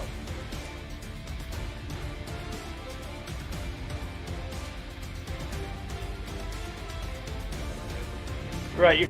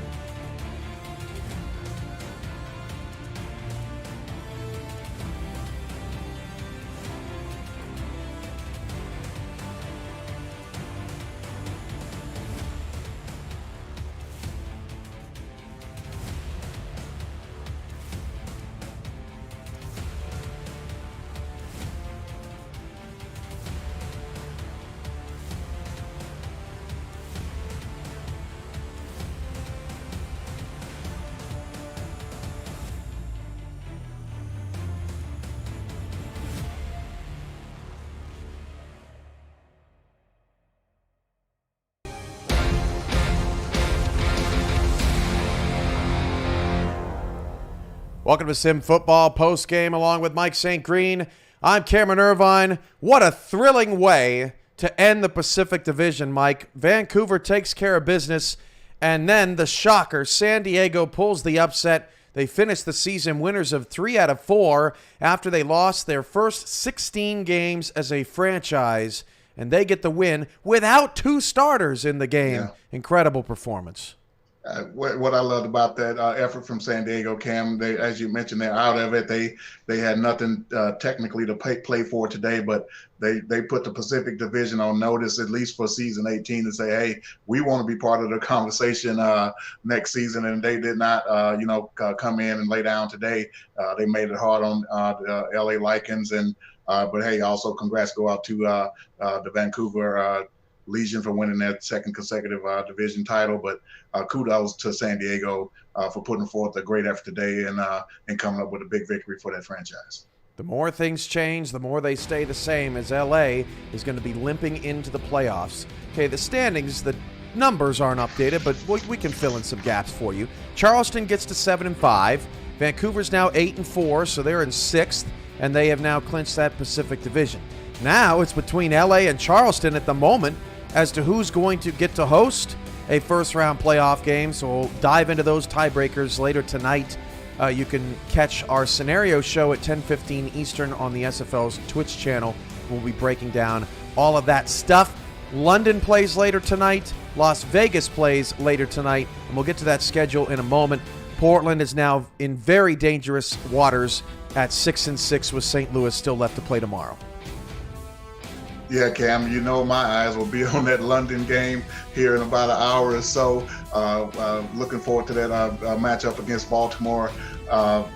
It's win or go home for the Knights, and man, and a couple of other matchups that I'm looking at. Arizona, they're sitting there at 7-4.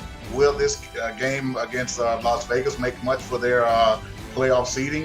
We'll see if they can possibly get into that conversation of a bye. I'm not sure if they can or not, but they making look at who they're going to match up with in that first round in the wild card. So man, it's some great matchups and some great scenarios that's still left out there on the table. So here's what's left with 6 regular season games to go tonight on our Twitch family of networks on FTF. You've got Baltimore and London. On the SFL's Twitch channel, you have Vegas and Arizona. Join us tomorrow starting at 1 Eastern for our doubleheader block on For the Fans that concludes our season. But tonight, Arizona now has an opportunity to move up just a bit at 8-4, put the pressure on Atlanta. Baltimore trying to complete a perfect season and get a whole bunch of league records. But most of the eyeballs tonight will be on if Vegas and London can take care of business and pull the upset, or if they fall just short. Yeah, no doubt about it, Cam. Everyone's going to be looking at these two teams to see if they can get to that 6-win plateau and really create a lot of havoc at the 6-6 teams on tomorrow to see who's going to, win certain tiebreakers, because that's exactly what it would come to if both of those teams could get there. But man, a great matchup coming up here, like I said, in about an hour with Baltimore. Baltimore dominated the first matchup against Vegas a few weeks ago. We'll see if, against London a few weeks ago. We'll see if London can answer the bell at home and come away with a victory to keep their hopes alive. We're looking forward to it, and for now, that's all for us. Go take a dinner break. Let's come back and do it all again in prime time. For Mike St. Green, I'm Cameron Irvine. This has been a presentation of the Simulation Football League, presented by APM Music on Next Level Sports, and we'll see you for the playoffs and tomorrow for the conclusion of the regular season on For the Fans. Good night.